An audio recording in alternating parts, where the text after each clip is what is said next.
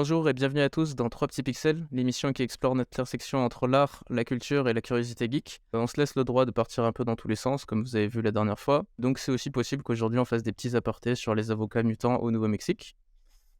L'idée aujourd'hui, c'est de vous parler des actualités qui nous ont marqués récemment en mode canapé. Et ensuite on passe en mode un peu plus préparé sur des chroniques qu'on a fait pour l'occasion. Et on finira sur des recommandations personnelles. On est de retour pour jouer des bons jeux. Bonjour à toi. Ah,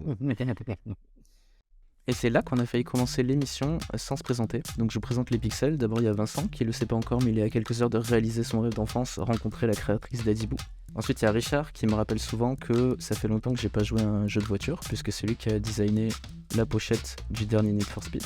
Et enfin il y a moi, Andy, qui m'apprête à monter cette vidéo, parce que oui, ce podcast peut aussi se regarder, que ce soit sur Spotify ou sur YouTube. Allez, c'est parti. Ok Vincent, donne-nous ta petite news du jour.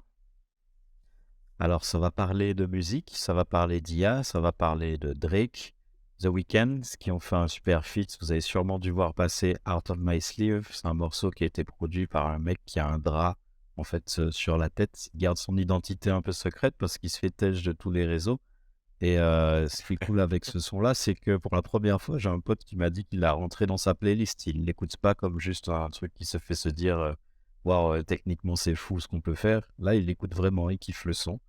Donc, on a d'un côté Drake et les majors qui poursuivent justement le petit hacker qui a mis en ligne cette vidéo. Mais en même temps, on a de l'autre côté, et ça je trouve intéressant, c'est la chanteuse Grimes qui annonce que tous ceux qui feront un son avec elle, avec sa voix générée par une IA, bah, se verraient reverser 50% de royalties. Donc, c'est vraiment deux approches super différentes. Les labels, du coup, ils ont fait d'un côté peur et en tout cas, ils lèvent les boucliers dès que ça se passe, mais on est à peu près sûr que dès qu'ils auront maîtrisé la technique, il y a des morts qui vont revenir et sortir des albums. Il y a des Tupac et des Biggie qui vont se faire. C'est sûr et certain. Et de l'autre côté, on a l'approche complètement indé de Grimes qui, elle est non seulement elle fait ce type d'annonce, mais en plus elle sort un outil qui va justement faciliter la rétribution des royalties. Donc pour les artistes, je trouve ça grave cool. T'as toujours les majors qui vont se heurter aux nouvelles technologies et du coup on verra dans quelle voie ça va aller, mais en tout cas Grimes est en train de poursuivre une quête qui me plaît. Ok, stylé. Ouais, franchement, c'est bien. Mais du coup, le gars qui a fait le son avec l'IA, il l'a mis sur Spotify, etc. pour se faire rémunérer. Ou même pas. Ouais, il l'a Oui, tenté, c'est ça le on problème en l'a fait. on l'a jeté de partout en fait. Et même, je sais même pas s'il visait de la rémunération, hein, c'était juste pour le fun. Mais en tout cas, ça a pas trop plu au label. T'as des armées d'avocats mutants, du coup, qui sont toujours préparés pour ce genre de situation, mais pourront pas bloquer ce truc-là, c'est pas possible. Ils auraient peut-être moins réagi s'il avait pas mis sur les plateformes. S'il avait mis que sur YouTube, tu vois, sans monétiser, ça aurait peut-être moins posé de problème. Il y a plein de gens qui font des remixes, des trucs comme ça. Ouais, ouais. Et je pense qu'il y aura sûrement une plateforme qui se créera par rapport à ça, hein, je pense. Où justement, les labels feront un partenariat avec la plateforme en question et du coup, il leur sera reversé une partie à chaque fois. Je pense que c'est comme ça qu'on va devoir faire les choses, tu vois. Sinon, ça va être un peu compliqué. Un peu. Moi, tu sais, il y a eu ce débat aussi avec les transgenres par rapport euh, au championnat, les choses comme ça. Peut-être dès qu'il y a de la compétition, est-ce qu'on garde enfin, une femme transgenre dans une catégorie femme, sachant que bon, bah, c'est pas vraiment en termes de morphologie celle d'une femme, et donc du coup c'est pas très juste pour les autres compétiteurs. Et du coup on proposait, enfin il y a beaucoup de gens qui proposent de faire une catégorie à part en fait. Et je sais que ça fait débat et c'est pas très très cool. Euh, mais en tout cas ça me fait penser à ça. Je me dis, vu que ça rentre pas dans les codes des majors et des labels, est-ce qu'on va pas faire un truc, ouais, voilà, un truc à côté, parce que ça existe. On va pas les empêcher d'exister en fait. Ouais. C'est un peu dommage. Ouais, ouais, je suis d'accord, hein, on va ouvrir sûrement des nouvelles catégories et même le transhumanisme, à mon avis, il va amener encore de nouvelles catégories où tu auras la course de gens avec les jambes en lame de carbone et qui seront augmentées et qui vont courir plus vite que les jambes humaines. Donc, ouais, ouais, on n'a pas fini de voir des nouveautés à la fois dans les genres, mais aussi dans ce que les humains sont définis. Est-ce que on Ouais, ou ouais, est-ce qu'on peut l'augmenter? Ça va être le débat de notre génération, ça. mais tu as, en fait, moi, si je pars de ce que tu dis, je me dis, euh, par exemple, la Formule 1 ou la course en général automobile, c'est de la performance mécanique, c'est un peu de la technique et c'est un peu le matériel et les innovations qui font que bah, tu passes devant l'autre. Ouais. Euh, Après, c'est vrai Tu as que les si pilotes aussi, hein, mais oui, c'est tu autant as, une course de pilotes que de... ouais, c'est ça. Donc, c'est vrai que le pilote peut faire la différence dans la. Oui, mais si tu as un bon pilote mais que tu n'as pas du régime, tu passes pas devant. Donc, ça me fait penser à ça, en fait. Je me dis, est-ce qu'à un moment donné, on aura vraiment ce transhumanisme avec. Parce que finalement, est-ce que c'est un homme qui arrive à s'améliorer? Ou alors, mais que les hommes qui se sont déjà améliorés ensemble? Ouais, je sais pas. Mais Ouais. en tout cas, ça donne réflexion. Je trouve ça très stylé, tu vois. En fait, il y a vraiment la ligne entre se réparer et s'améliorer qui est de plus en plus floue, quoi. Il y a pas mal d'innovations qui vont dans ce sens. Je sais pas si vous avez Moi, vu l'émission de Micode où il parlait de la texture qu'ils ont inventée qui te permet en fait de voir des choses. C'est-à-dire pour les gens qui sont malvoyants, ils peuvent voir des choses et en fait c'est des capteurs, c'est enfin, incroyable. des points de pression qui sont dans le dos. En fait, ça fait des années que ça existe, mais là ça a pris une ampleur assez démesurée. C'est une entreprise française, je crois, qui fait ça. Et en gros, on te met un truc dans le dos qui va venir t'appuyer à des endroits du dos Ok. et qui fait que, en gros, tu peux ressentir un peu des choses et petit à petit, ton cerveau s'habitue, commence à comprendre et en fait, tu peux, du coup, retrouver la vue, d'une certaine façon, quoi, d'une façon détournée. En fait, on est super Ok. sensible apparemment à cet endroit-là et du coup, les gars, qui le font, tu vois, au début, ils invitaient toujours des gens qui sont malvoyants pour venir, tester leurs expériences, voir si ça marchait mieux, si c'était bien et tout. Puis au bout d'un moment, ils se sont dit: «Bah, à la place de les déplacer, on va le mettre nous». Toute l'équipe du coup qui travaille là-dessus, ils ont un nouveau sens et s'ils mettent le truc, tu vois, ils ont une vue augmentée encore plus, tu vois? Ouais, Et en c'est fait, délire. c'est marrant parce que genre ils travaillent pour réparer des choses, mais en fait, ils créent des choses aussi, des nouveaux sens et cetera, quoi. Ah, mais incroyable, c'est un nouveau sens. J'ai qu'une hâte, c'est de le tester, ce truc. J'avais vu un gars qui bossait sur ça, il y a des années et il avait, pareil, c'était un peu le même projet, sauf que lui, c'était pour que les gens voient des trucs avec leur langue. En gros, ils passaient leur langue sur leur palais et ça avait des formes et c'était la forme à peu près de ce qu'ils voyaient, donc ils pouvaient un peu interpréter et ce gars était parti dans le délire pareil de faire un truc dans son dos qui appuie et tout et qui lui donnait un sens, mais trop bizarre. En gros, l'idée, c'était, quand il se balade dans une foule, il Mhm. ressent si les gens, de là où il est, tu vois, sont plutôt heureux ou pas. Et Ok. que en fonction, en fait, des réseaux sociaux. En gros, ça scannait les posts des réseaux sociaux des environs de ces dernières minutes et ça analysait si c'était des posts plutôt négatifs ou positifs Wow. et du coup, il avait un peu l'émotion du moment, mais bon, à travers les réseaux sociaux. Lui, c'était surtout Twitter, je crois, donc je suis pas sûr que ça marche partout, mais c'est assez dingue comme, tu avoir un sens comme ça, quoi. Ouais, mais ça arrivait d'un coup sur toute la foule ou au fur et à mesure, parce que ça fait quand même beaucoup d'informations en fait. Non, mais c'est en gros une moyenne, ça faisait une moyenne dans son dos. Lui, il sentait si, les gens étaient moyennement heureux D'accord. tu vois, s'il y avait un vent de panique ou des choses comme ça, quoi. C'est assez dingue comme idée, quoi. Ouais, Ouais, j'avoue. ouais, ça, t'as Faut des imprégner ça biohackers avec qui se toi. rajoutent aussi. Ils se rajoutent aussi le sens, tu sais, de mettre un espèce d'implant magnétique dans le doigt. Il y en avait un qui se l'était greffé carrément au niveau du thorax et il pouvait sentir un petit peu les champs magnétiques. Il savait en permanence où était le nord. Le mec devenait un peu une boussole. Si tu pointes une télécommande sur lui, il le sait. Enfin, il sentait le métro arriver avant tout le monde. Non, t'as plein de... Les biohackers, ils sont dans un Le autre métro, monde. quoi. C'est vachement intéressant. Ils voient dans Mettez-moi le dans noir. n'importe quelle forêt, je ne me perdrai jamais. Franchement, ce serait quand même assez fou quand même. Ça serait Mais dingue. c'est notre Plus génération besoin de faire des qui scouts. devra trancher. Moi, j'adore prendre ce débat-là avec les gens autour de moi. C'est de leur demander, genre, demain, Apple va sortir une paire de yeux. Un truc que tu as un œil fonctionnel, hein, mais tu dois en enlever un et installer l'œil d'Apple qui te permet, ben, disons, d'enregistrer ce que tu vois, de zoomer, de faire toutes sortes de choses, y compris la réalité augmentée. Imagine que ça coûte 10 000 euros. Est-ce que tu le fais? Et j'aime bien Waouh. recueillir les avis des gens. Franchement, 10 000 euros, si je fais déjà tellement. En fait, les yeux, c'est mon travail principal parce que c'est quand même une illustration que je fais et tout. Et c'est vraiment un des sens. Je sais que. Enfin, ça me fait flipper de toucher à mes yeux. Déjà, je porte des lunettes, c'est chaud. Et en fait, tu vois, l'opération pour retirer, pour améliorer la vue, tout ça, c'est déjà quelque chose qui me fait peur. Je pense que je laisserai d'abord les gens tester, voir comment ça fonctionne et s'il n'y a On pas part de du problème. principe que Si fiable, c'est totalement safe, ouais, il y a moyen, hein. Franchement, c'est parce qu'en fait, le système de réalité augmentée, ça peut créer un délire. En fait, moi, je suis curieux, donc je serais frustré de ne pas avoir accès à un nouveau monde. Enfin, t'imagines, tu te balades et t'as des trucs qui volent et tout. Il y avait ça dans Alter Carbone où tu peux voir justement des publicités, etc. Moi, c'est l'enregistrement perso qui me donne envie. Puis comme ça, tu sais que quoi qu'il arrive, quand tu as un moment qui te plaît, t'as pas à aller chercher un. Tu sais, parce que des fois, tu peux rater le moment. Là, tu sais que c'est record. Bon, après, les datas, je suppose qu'ils vont les utiliser, mais moi, ce que je trouve très, très intéressant, finalement, c'est vraiment cette immersion dans un monde avec d'autres personnes. Et ce qui va se passer, je trouve dommage, par contre, c'est que tu auras d'un côté des personnes qui verront pas du tout le même monde, en fait. Il y a des personnes qui verront juste la base. Et je pense que petit à petit, on va retirer, en fait, de l'espace public des choses pour justement les mettre dans le virtuel. Et en fait, ce sera très neutre, au final, sans cet appareil-là. Ouais. Bon, je sais pas. Je pense que tu as le risque aussi que chacun ait son monde, tu vois. Moi, je sais pas si c'est un risque ou pas, mais en gros, que chacun voit ses trucs dans son monde et il faut qu'il y ait une interconnexion, sinon Ah, non, c'est vrai. ça nous isole encore plus, tu vois. Mais bien sûr, tu auras différents channels. moi, j'avoue Moi, quand je vais sur le channel Pokémon et je verrai des Pokémon, toi, tu vas te sur le channel Cyberpunk, tu seras dans le monde de Cyberpunk. Ça va fonctionner en channel comme ça.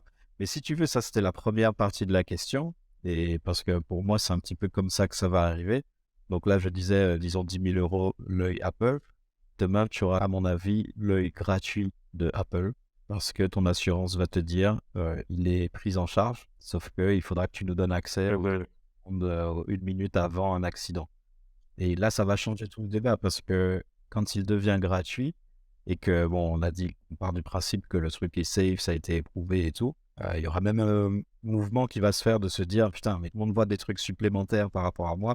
Tout le monde là, l'œil, il me le faut aussi. En plus, il est gratuit. Et je pense que l'adoption, elle peut être très violente et passer du coup par ce genre de système-là. Mais du coup, ça pose et ça ouvre toutes les questions sur la vie privée, le transhumanisme, enlever un œil fonctionnel pour le remplacer par un œil bionique. Franchement, je pense que c'est notre génération qui devra trancher ça. Ça va être sport. Ouais, ça paye. Et puis, t'as aussi le fait qu'il y a des gens qui seront forcément contre, aussi, comme pour les vaccins, les choses comme ça. Et tu auras des communautés qui seront véhémentes. Tu auras à l'école, comment tu fais du coup? Parce que s'il y en a, il y a le petit fond de la classe qui a pas de moyens, lui, il n'a pas d'œil. Il fait comment pour voir le tableau, frère? Donc, je sais pas, non, il y a des vraies questions. En fait, ce qui va être compliqué, c'est quand ça devient obligatoire pour évoluer dans la société. Tant que tu as le choix, au final, c'est comme maintenant. Tu as le choix entre Samsung, Huawei ou le portable à clapet. ouais, mais Tu bon, vois rien, tu vois. tu te sens Même obligé le d'avoir un choix, hein, smartphone, quand même. ouais, même le choix, il fait naître quand même des inégalités. Oui, mais ça tout dépend de ce que tu recherches. Tu vois, il y a des gens, par exemple, les réseaux sociaux, ça les intéresse pas. Tu as beaucoup de gens comme ça qui, les réseaux sociaux, ça les intéresse pas. Et pour le coup, ils ont juste besoin de l'appareil photo et de téléphonie et d'envoyer des SMS. Ça, tu l'as dans tous les portables maintenant. Et du coup, ils te disent, bah, en fait, je vais pas m'embêter à prendre un iPhone parce que déjà, j'en ai pas l'utilité. Et puis, tu as d'autres qui, au contraire, sont très friands de nouvelles technologies et d'applications et qui, effectivement, cherchent le net plus ultra. Donc, tu as déjà ce segment, mais les deux, en tout cas, peuvent évoluer dans la société. Monsieur tout le monde, tu ne sauras jamais, en fait, qui a un Apple, qui a un portable à clapet, alors que la personne, à partir du moment où tu mets la vue et que tu rends cette vue collective dans une société, waouh, là, ça va, comme dit Andy, s'il n'y a pas ce sentiment, tu as des choses communes, bah, les gens vont se séparer. T'imagines, t'es là dans la rue, t'as un gars qui est en train de rigoler, il est mort de rire, frère. Enfin, je pense que ça doit être quand même assez ahurissant de voir des gens comme ça qui évoluent fixés dans les airs et alors qu'il n'y a rien.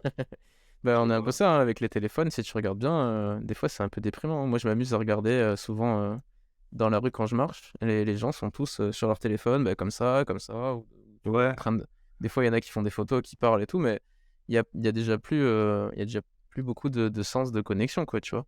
Juste posé à la plage, tu as une magnifique vue et tout, il fait beau, machin, et tu vois une rangée de personnes sur toutes les serviettes où il y a des gens, bah, les gens sont là sur leur téléphone. C'est une vision spéciale. Quel enfer. Ah ouais, Ouais, non, c'est c'est comme, chaud. c'est comme les concerts, hein. Les concerts ou les spectacles, Ouais. tout le monde avec son téléphone en train de filmer, Hum. c'est angoissant. Bah ouais, et en plus, je pense que souvent, quand je dis, moi, je prends pas mon portable parce que je veux vivre dans l'instant, on me traite de boomer et tout, tu vois. Et en vrai, je me dis, ouais, non, mais en fait, c'est pas une question de boomer. Enfin, c'est juste qu'il y a des moments, il y a des instants, et il faut pouvoir les vivre. Et tu peux pas le vivre de la même manière à travers un portable, c'est pas vrai. Enfin, pour moi, après, tu vois, peut-être qu'il y a des gens qui, ça rend plus surréaliste. Bon, je sais pas, peut-être qu'ils sont plus sensibles, tu vois. Mais non, on Ouais, parlait de je ça sais pas l'autre fois. Personne ne regarde c'est les feux d'artifice qu'ils ont pris. Ils profitent sur le moment. La vidéo, elle sera dégueulasse. Tu vas jamais la revoir. Arrêtez de prendre des vidéos de feux d'artifice. C'est gâcher le Eh ben, tu sais quoi? J'étais dans l'avion, de rentrer de Séville, et j'ai regardé une jeune fille en face de moi qui repassait ses photos et ses vidéos. Et je me suis dit, donc en fait, ça existe. Il y a vraiment des gens qui retournent dans leur galerie et qui passent au peigne fin, en fait, des moments. Et j'ai trouvé ça hallucinant parce que moi, pour le coup, à part si on parle de quelque chose et ça me fait penser à une photo, je dis: «Ah ouais, tiens, ça me fait penser à ça, regarde, ça ressemble». Par exemple, je sais pas, tu me dis: «J'ai bien envie de partir à Séville», je vais te dire: «Ah bah regarde, j'ai pris une photo là-bas, ça ressemble à ça».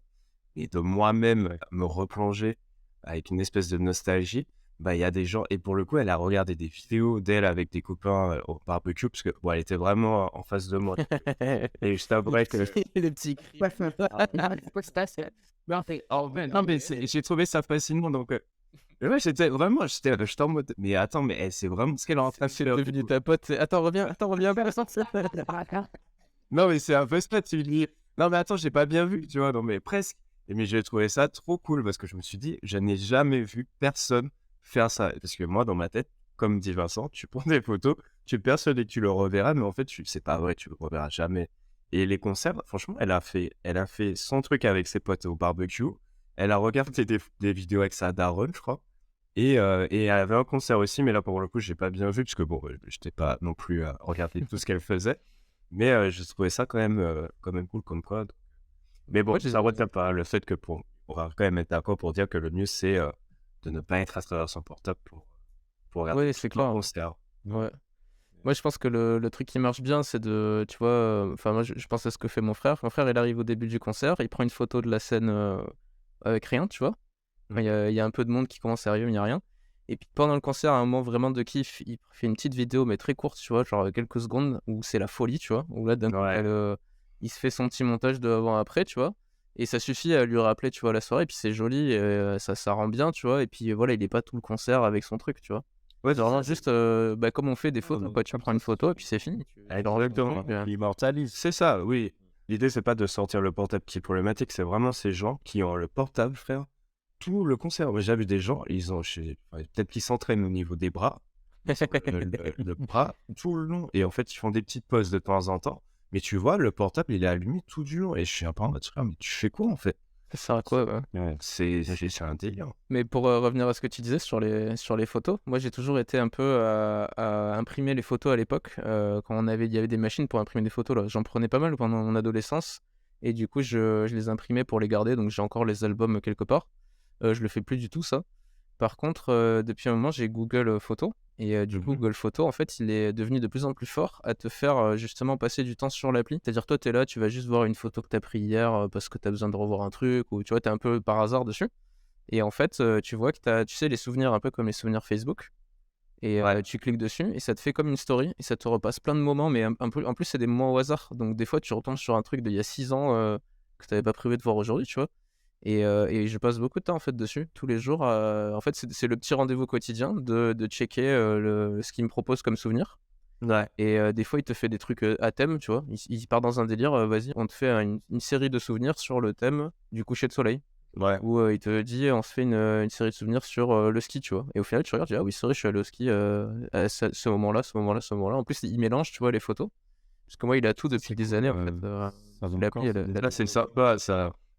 et franchement, c'est la folie. En plus, après, tu peux le transformer si tu veux en livre. Ouais. Dire, bah ça, je veux le faire en livre et l'imprimer et l'avoir chez moi. Moi, je l'ai fait qu'une fois pour l'instant pour un cadeau.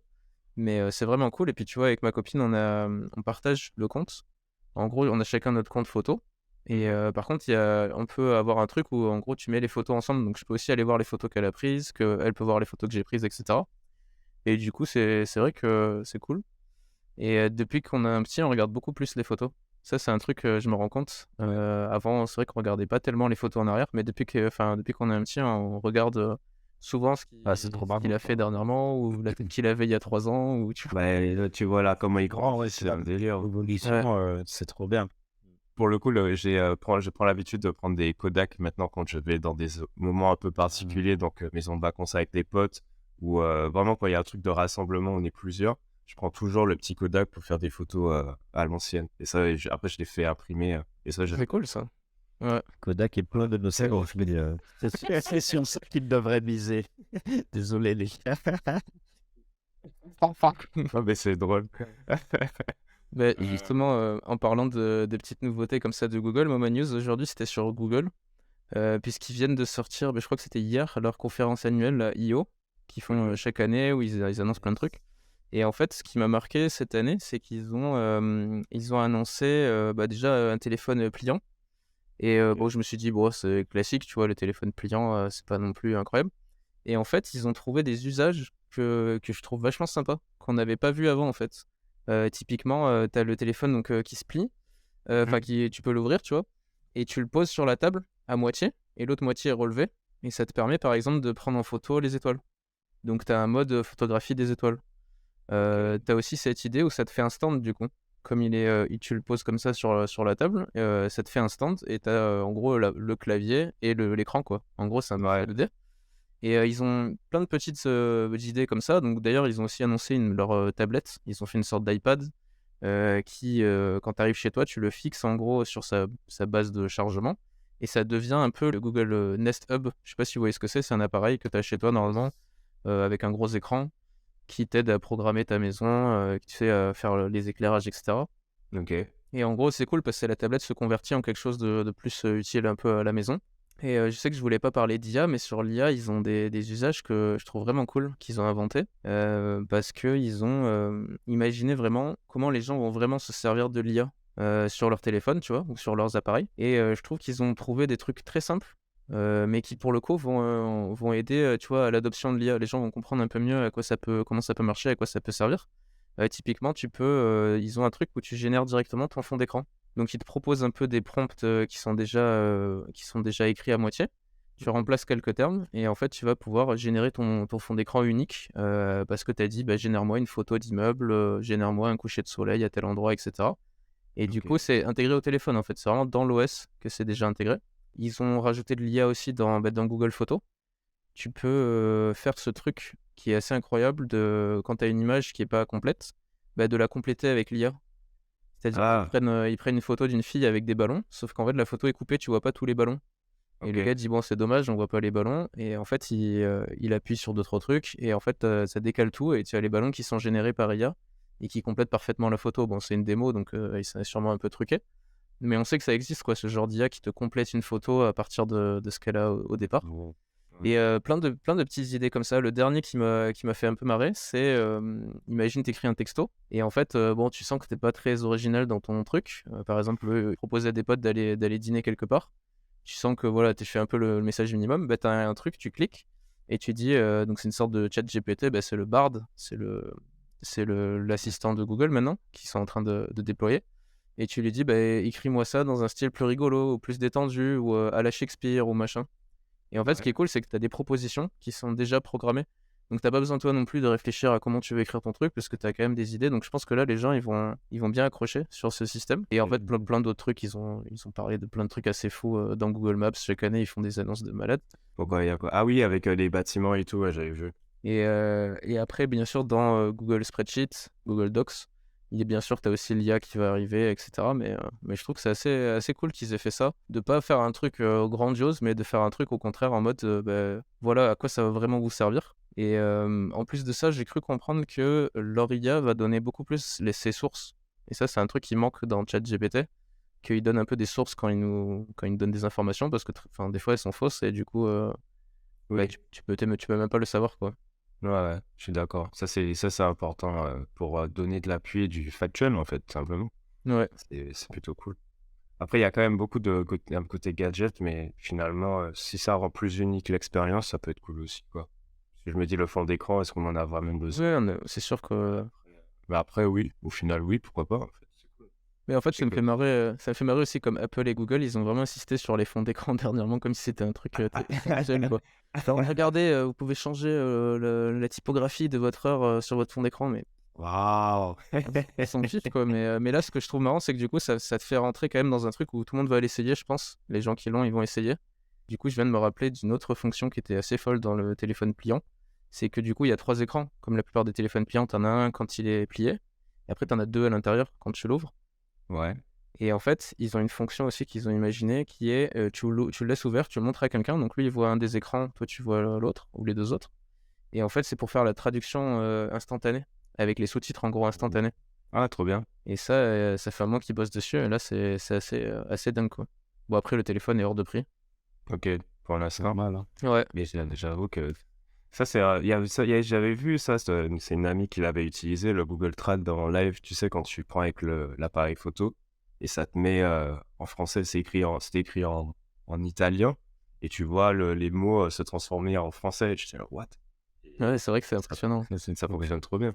C'est le truc où tu peux parler et après ça te dit ce que tu as dit et inversement, tu inverses. Nous, on avait essayé ça en Corée, mais ça marchait pas très bien à l'époque.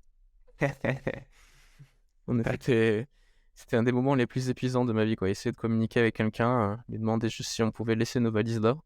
Ouais, On y a passé 15 minutes. Et après, on est rentré dans la chambre d'hôtel, on a dormi, je crois. On était épuisés, quoi. ouais, De lui parler quand tu parles pas du tout la même langue et que. il parle pas anglais? Non, en fait, c'est assez spécial parce que tu sais qu'ils ont tous appris l'anglais. Enfin, les jeunes, en tout cas, ils ont beaucoup appris l'anglais. Il y a pas mal de touristes de plus en plus. Mais en fait, il y a un peu ce truc, tu as l'impression que s'ils parlent pas parfaitement, bah, ils osent pas parler du coup. Ils se disent, Ah non, oui. je vais faire des erreurs, donc il vaut mieux pas que j'essaye. Oh. Et nous, on s'est perdu un moment parce que du coup, les panneaux, en fait, quand tu es en gros dans une zone touristique, les panneaux sont écrits en anglais, quoi. Et dès que tu sors un peu de cette zone, bah, ça devient que en coréen. Et nous, on s'était perdus et on voit un groupe d'étudiants qui avaient tous un livre d'anglais à la main. Donc, Ouais. c'est bon, on y va, quoi. Bah, dis-toi on n'a pas réussi à parler avec eux, ils nous ont fait des gestes. Ils nous ont montré des trucs avec des gestes, ils n'ont pas lâché un mot d'anglais, tu vois. Oh là là. Donc, c'est vraiment, c'est culturel, tu vois, mais du coup, faut être préparé, quoi. Nous, on était un peu. La première journée, on s'est dit, mais qu'est-ce qu'on fait là, quoi. Trop bien. Du coup, t'as visité le nord ou le sud? On a tout fait. Ah, ouais, d'accord. Mais on n'a pas tout fait, non. Je crois que c'est le seul C'était- pays où tu sais que c'est le sud, ce sera jamais le nord. C'est Ouais. personne ne type, à part des personnes qui allaient en Corée du Nord. Bah justement, j'ai des connaissances là qui sont allées en Corée du Sud et apparemment donc ils restent à Séoul et le premier truc qu'ils voulaient faire c'était aller à la frontière. Tu vois, je Ouais, me dis mais pourquoi pourquoi t'as envie d'aller à la frontière quoi? c'est clair. Quel est le délire? Je... ouais, tester le malentendu, tu sais, le truc. Non, en plus, je pense qu'ils doivent pas rigoler comme en Angleterre, tu sais, avec les gardes. Ah oui non à mon avis tu fais pas de blague. Hein. Ouais, si tu touches le garde en Angleterre, il te boîte. Il hurle déjà quand tu es un peu trop près. Moi, ça me faisait délirer. Les gens, ils étaient en PLS. C'est trop bien. Bon, sinon, j'ai pas de news. J'ai juste eu vent du contrat exceptionnel de Messi en Arabie Saoudite et ça m'a fait halluciner. C'est 400 millions et en fait, j'en ai parlé avec mon reveur et je me suis juste dit, attends, 400 millions, ça veut dire que le gars, il gagne tous les jours pendant un an, parce qu'après, c'est jusqu'en 2025 normalement, mais bon, c'est censé être qu'un an, mais il est censé toucher 1 million par jour en fait. Et je trouve ça Ok. juste plus d'1 million au final, parce que c'est 400 millions.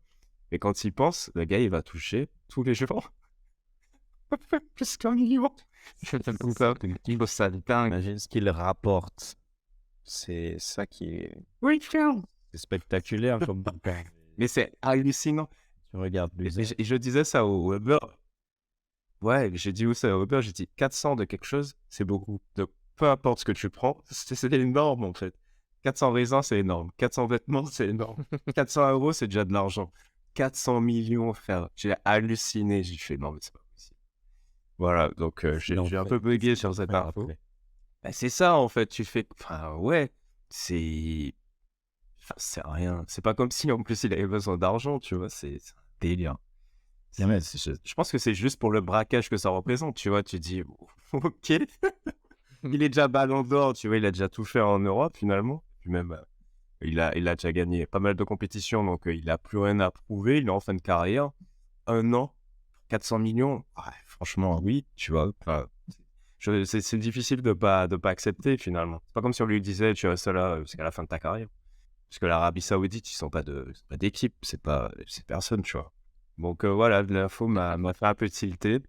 Et voilà, et sinon, il y a une autre, on parlait de la Corée. Moi, j'ai vu que le Japon, eux, ils ont inventé une moto volante, euh, vraiment inspirée de Akira, pour le coup. Ouais. Donc, dans la forme et tout, ils ont en gros des drones, ouais, voilà, c'est ça. Donc, ça s'appelle la X-Turismo.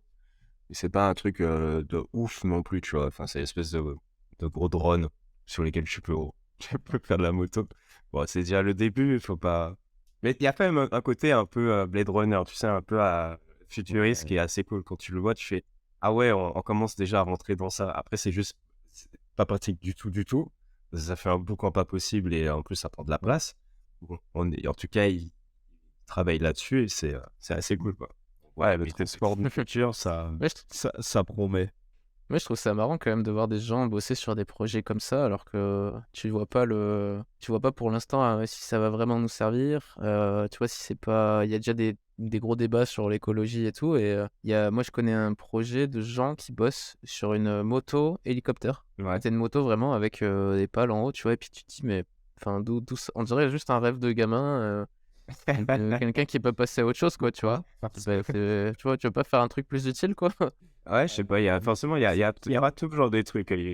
T'as Kia Ouais. qui fait des espèces de chaises qui se remettent à leur place toutes seules. Genre dans une salle de réunion, Ah oui. une fois que tu les as utilisées, elles se déplacent.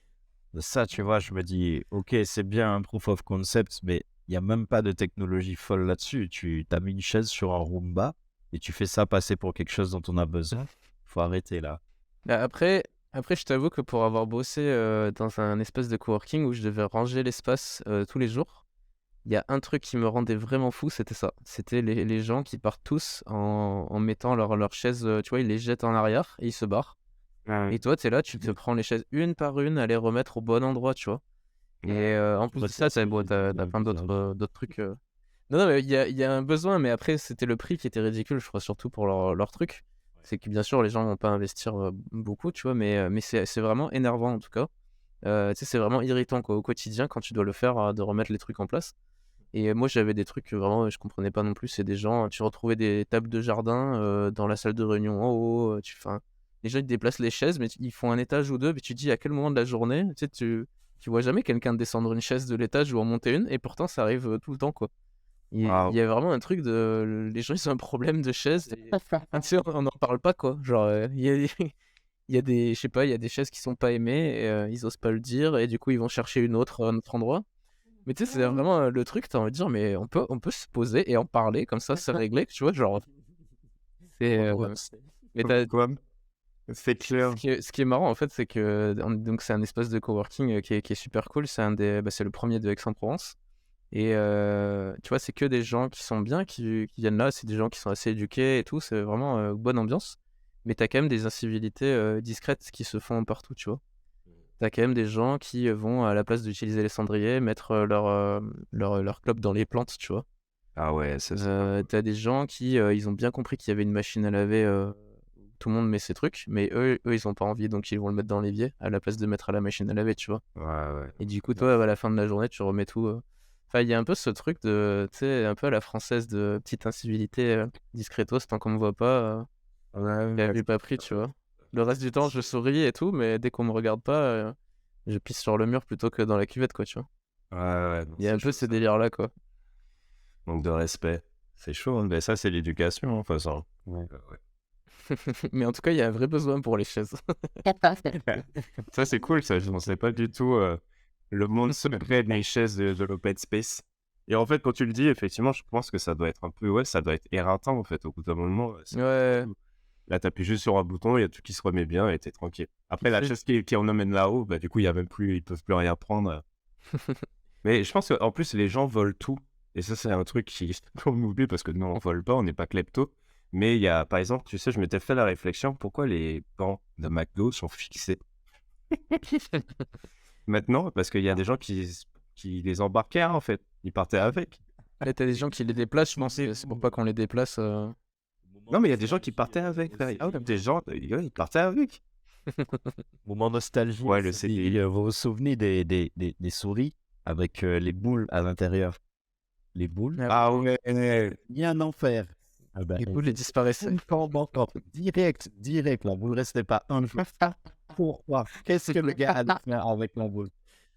Ah, c'était grave. Et les commandes de la clim, bien sûr que ça disparaît. Non, mais c'est faux, le petit souvenir comme ça. Non, c'est les verres, il y a pareil, il y a des consignes maintenant avec les verres parce que les gens partent avec. C'est comme à McDo, tu sais, t'as maintenant la vaisselle qui se remplace. Et en fait, ils ont quand même mis en dessous des antivols. Je sais pas si t'as déjà vu. En fait, t'as de la vaisselle vraiment, t'as un verre, quoi. Ouais. Bon, il est en plastique, mais voilà, c'est censé être réutilisé parce qu'ils vont le laver et tout dans une démarche écolo.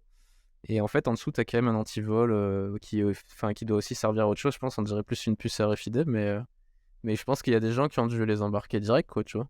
Bah oui, les gens, ils prennent tout. Mais même quand il y avait le Covid, il y a une pharmacie, ils avaient une bâche pour recevoir le public à l'extérieur. Et à un moment donné, je retourne, il n'y a plus de bâche. Et je lui pose la question, je dis, ouais, vous aviez une bâche avant, c'est dommage et tout. Tu vois, moi, elle en a eu marre, on l'a volée 3 fois. Ouais. Donc, au bout d'un moment, elle s'est dit, bah, il n'y a plus de bâche. Tant pis pour vous, vous allez rester dans le froid. Ah ouais, Quel enfer. Les gens volent des bâches, frère. En plein Paris. What the fuck, quoi. C'est chaud. C'est vraiment chaud. Jingle chronique commence avec Richard. Yay! First discussion, dissection of an animation production. That's cool. It's presented by Richard. Alors, moi, je vais vous faire... Aujourd'hui, dans ma chronique, je vais vous parler d'animation. Je bosse dans le domaine du dessin animé depuis plus de 12 ans maintenant. J'ai commencé en tant que storyboarder et c'est vrai que je me suis toujours rendu compte quand je parlais aux gens de dessin animé, voir qu'en fait, ils savaient pas du tout comment c'était fait et comment ça fonctionnait, quel était le process. Et je me suis dit, bon, ben, tant qu'à faire, autant faire une chronique pour en parler à tout le monde et un peu partir de l'idée originale à la production d'un dessin animé. Dans la chronique, nous allons explorer en détail les différentes étapes de fabrication. Comment, du coup, l'idée originale peut être transformée en une production animée de qualité pour tout spectateur et de tout âge. Donc, est-ce que vous êtes prêts, les gars? C'est bon? Ouais. Yes. Ok, let's go. Donc, on part de l'idée originale. Se présente dans un studio d'animation avec un pitch, comme ça que ça s'appelle. Donc, Rick et Morty, c'est un professeur avec son petit-fils qui part dans des aventures de science-fiction, inspirées de Retour vers le futur et tout ce qui est toutes les thématiques de science-fiction. Voilà, c'est à peu près ça un pitch. Et ensuite, on rentre dans le détail. En général, on pose aussi la durée de la série, donc de l'épisode. Ça passe du 1 minute à 3 minutes 30, 7 minutes 30, 10 minutes 10, 25 minutes. Plus souvent encore un an, c'est ça à peu près les formats. les formats, voilà. Donc à partir de là, bon, tout ça c'est vu avec le patron. On passe ensuite à l'écriture du scénario. Donc on fait appel à différents scénarios qui sont entourés d'un chef d'écriture. Et avec le réalisateur, on crée les 6 premiers scénarios. À partir de là, une fois que c'est validé, on passe à la pré-production. Sachant qu'il y a des séries, en général, je reviens sur le scénario, qui ont 78 épisodes. Donc ça fait 78 scénarios à créer. Donc dans ces séries-là, souvent c'est un scénario pour un épisode et encadré avec le réalisateur et le chef d'écriture. Ensuite, on a la pré-production. Donc là, ça comprend la création de storyboard.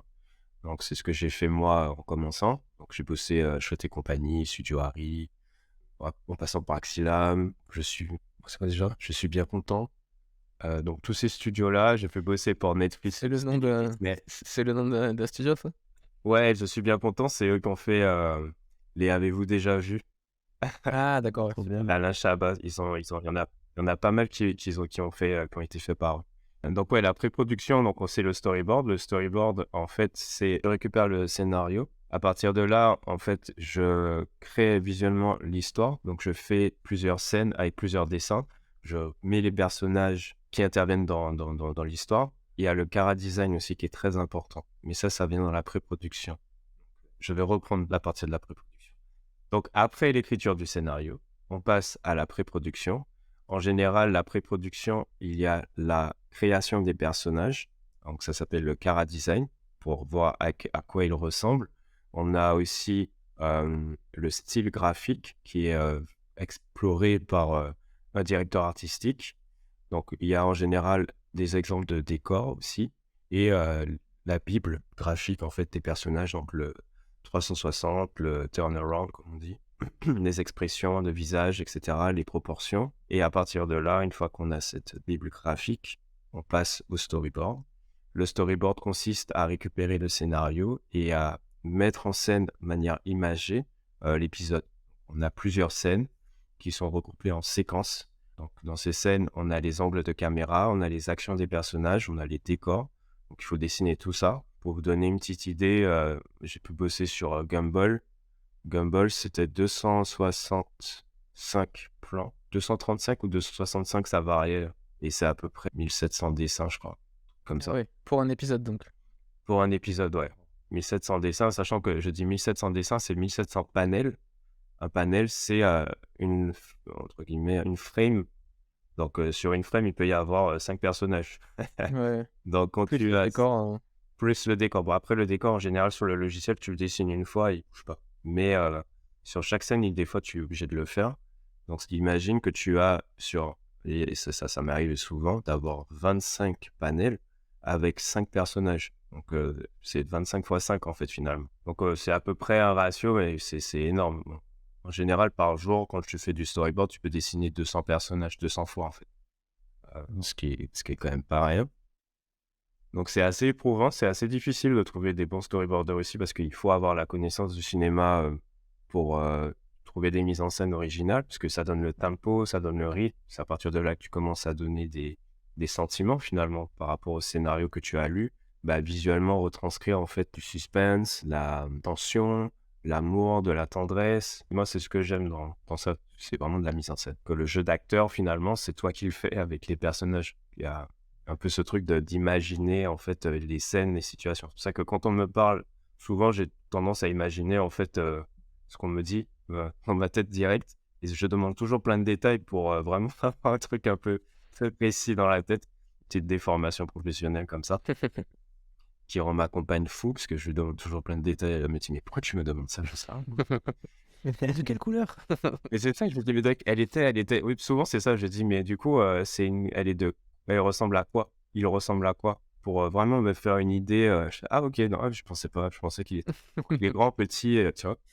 Une fois qu'on a fini le storyboard, et qu'on a fait le design des personnages, les décors de la série, les effets spéciaux, ça peut être les explosions, les flactos, l'électricité, les choses comme ça. On passe à l'animation. L'animation, en général, elle est faite à l'extérieur du studio.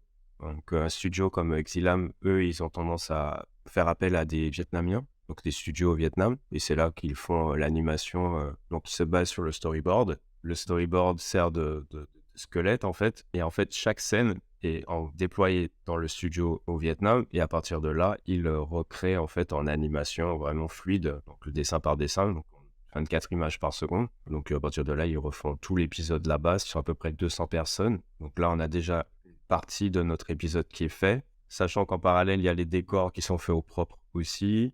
Et les posings un peu particuliers des personnages également. Une fois qu'on a tout ça, l'animation, les décors et les effets spéciaux, on récupère tout ça, on passe à la post-production. Donc la post-production, c'est le montage. On monte déjà tout ça ensemble, tout ce beau monde. On rajoute les effets sonores, donc le bruitage, la musique. Et en finale, on fait du compositing. Et là, le compositing, en fait, c'est un processus sur lequel tous les éléments d'une animation, tels que les personnages, les décors, les effets spéciaux, les arrière-plans, sont combinés en une seule image finale pour créer l'illusion d'un environnement animé cohérent, en fait. Donc, le compositing est effectué en utilisant des logiciels post-production spécialisés, comme Adobe After Effects. Souvent, c'est ce qu'ils utilisent. Il y a aussi Fusion ou Nuke, ça je connais pas trop. Et ça permet de superposer en fait les différentes couches d'éléments sur une seule image composite, ou le compositing. Et du coup, ces couches peuvent être ajustées en termes d'opacité, luminosité, contraste, de saturation pour créer en fait une atmosphère, une ambiance désirée et assez singulière pour chaque série. Une série par exemple comme Gumball, il y a beaucoup de différences de style. Tu as des personnages qui sont en 3D, tu as des personnages qui sont en 2D, tu as des personnages en réel. En fait, des fois, il y a un personnage, c'est une bouche à l'envers, filmé en live. Des fois, du papier mâché, de la stop motion, des choses comme ça. Et c'est vrai que l'étape du compositing est très importante pour remettre une cohérence entre tout ce beau monde et ne pas que ça t'interpelle et que ça tilte. Ça homogénise vraiment l'ensemble, en fait. Donc voilà, donc tu as aussi l'étalonnage de couleurs, le flou des mouvements, nettoyage des imperfections pour améliorer la qualité de l'image finale, des choses comme ça. En fait. Ça, c'est une étape qui est quand même assez importante. Voilà. Et une fois qu'on a finalisé cette partie-là, on passe à la diffusion. Du coup, j'allais dire le compositing, c'est pas encore du montage. T'as pas encore le son, etc. Si, le compositing, tu récupères une fois que tu as... Enfin, en tout cas, dans les studios dans lesquels j'ai travaillé, le compositing est fait à la fin, une fois que tu as le montage. Tu peux des fois avoir le compositing avant le son, que des fois, il peut manquer les bruitages, voilà, mais c'est pas gênant. Ce qui est important d'avoir, c'est tous les décors, l'animation de tous les personnages. C'est ça le plus important. Et les effets spéciaux aussi, pour les intégrer dans l'image. Ah oui, donc le compositing, c'est vraiment le truc final de Ouais. la fin où il faut que les images soient toutes harmonieuses. Et, c'est les finitions, quoi. C'est les finitions. Mais c'est ça qui est bien parce que quand tu es réalisateur, j'ai eu la chance d'être réalisateur chez Axilam, je fais la série Les Aventures de Bernie pour les enfants.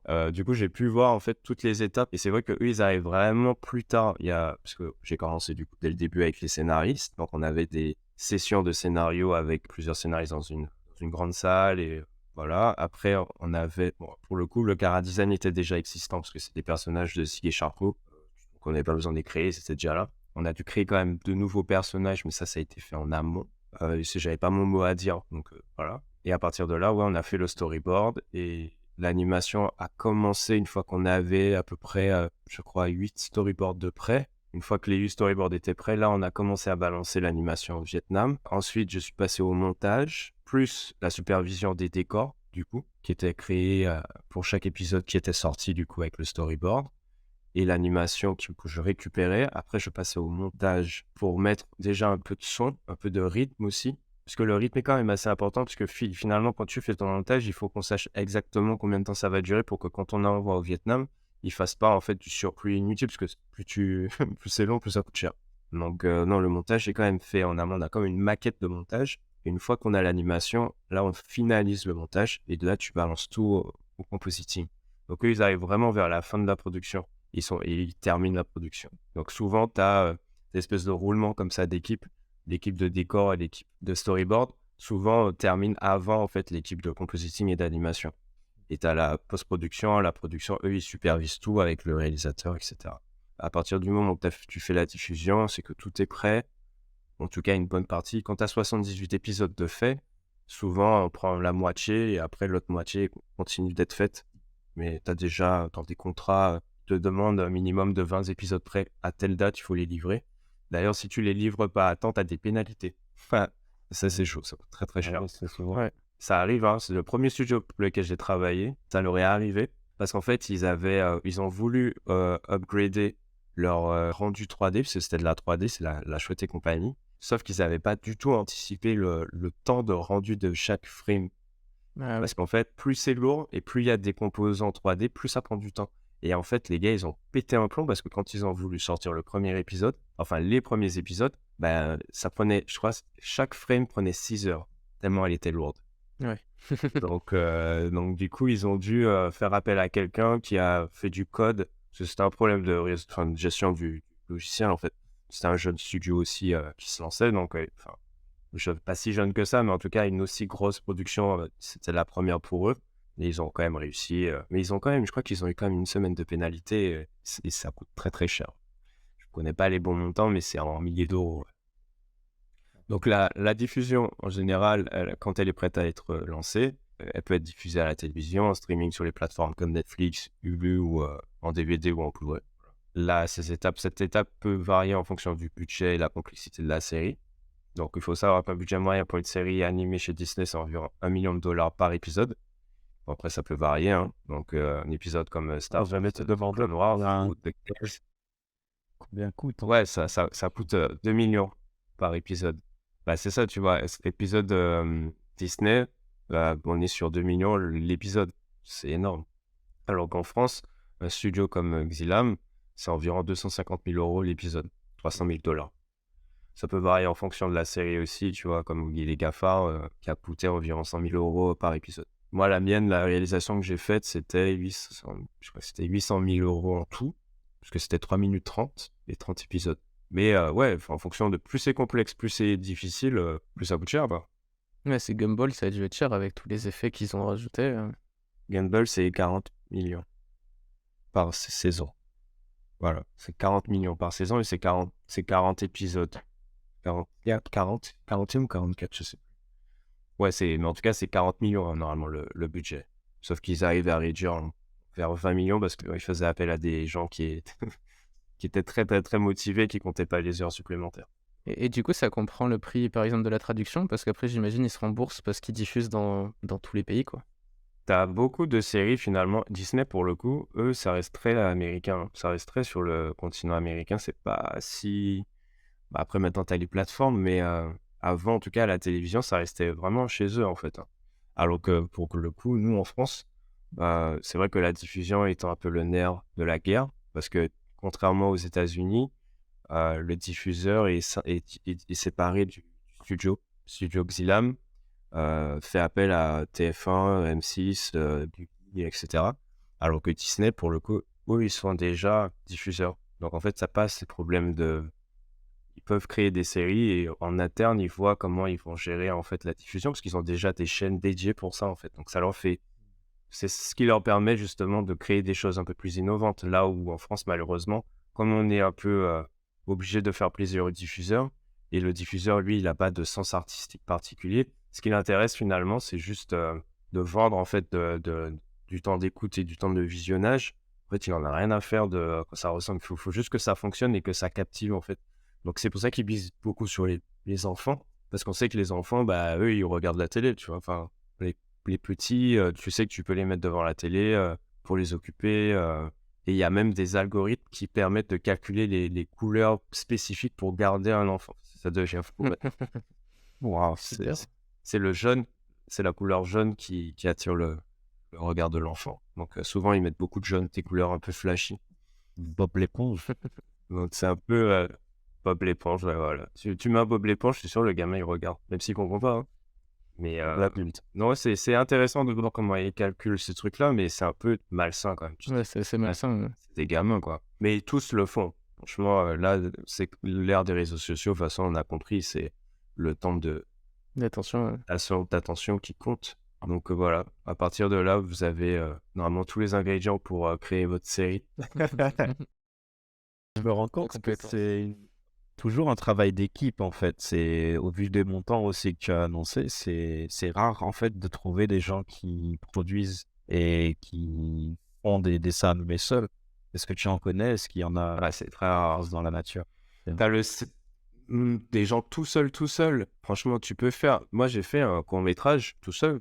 Ça s'appelle En Belso. Donc, j'ai fait toutes les étapes. Donc, en école, tu apprends un peu toutes ces étapes. Mais le faire tout seul, une série toute seule, c'est pas possible. Tu peux faire des clips, tu peux faire des courts-métrages seul. Mais souvent, ouais, on est quand même 2, 3, 4. C'est jamais vraiment tout seul, c'est pas possible. C'est très, très compliqué. En tout cas, le collectif le plus connu en France pour la qualité de son travail, sachant qu'ils étaient 4, c'est le CRCR. C'est des gars qui ont fait des publicités, c'est eux qui sont à l'origine de pas mal de clips League of Legends qu'on voit passer. Oui. Il faut savoir que par exemple, le dernier League of Legends, le dernier clip animé League of Legends, c'est 2 millions. Juste le clip animé. Donc c'est vraiment, en fait, en fonction des sponsors, de ce que tu veux amener comme population, etc., les montants peuvent monter très, très, très, très vite. Hein. Le long métrage d'animation, par exemple, chez Disney, c'est 150 millions de dollars. Tu vois, Toy Story 4, ça a coûté 200 millions, par exemple. Ah oui, d'accord. Alors que tu vois, en France, nous, c'est plus du 20 millions.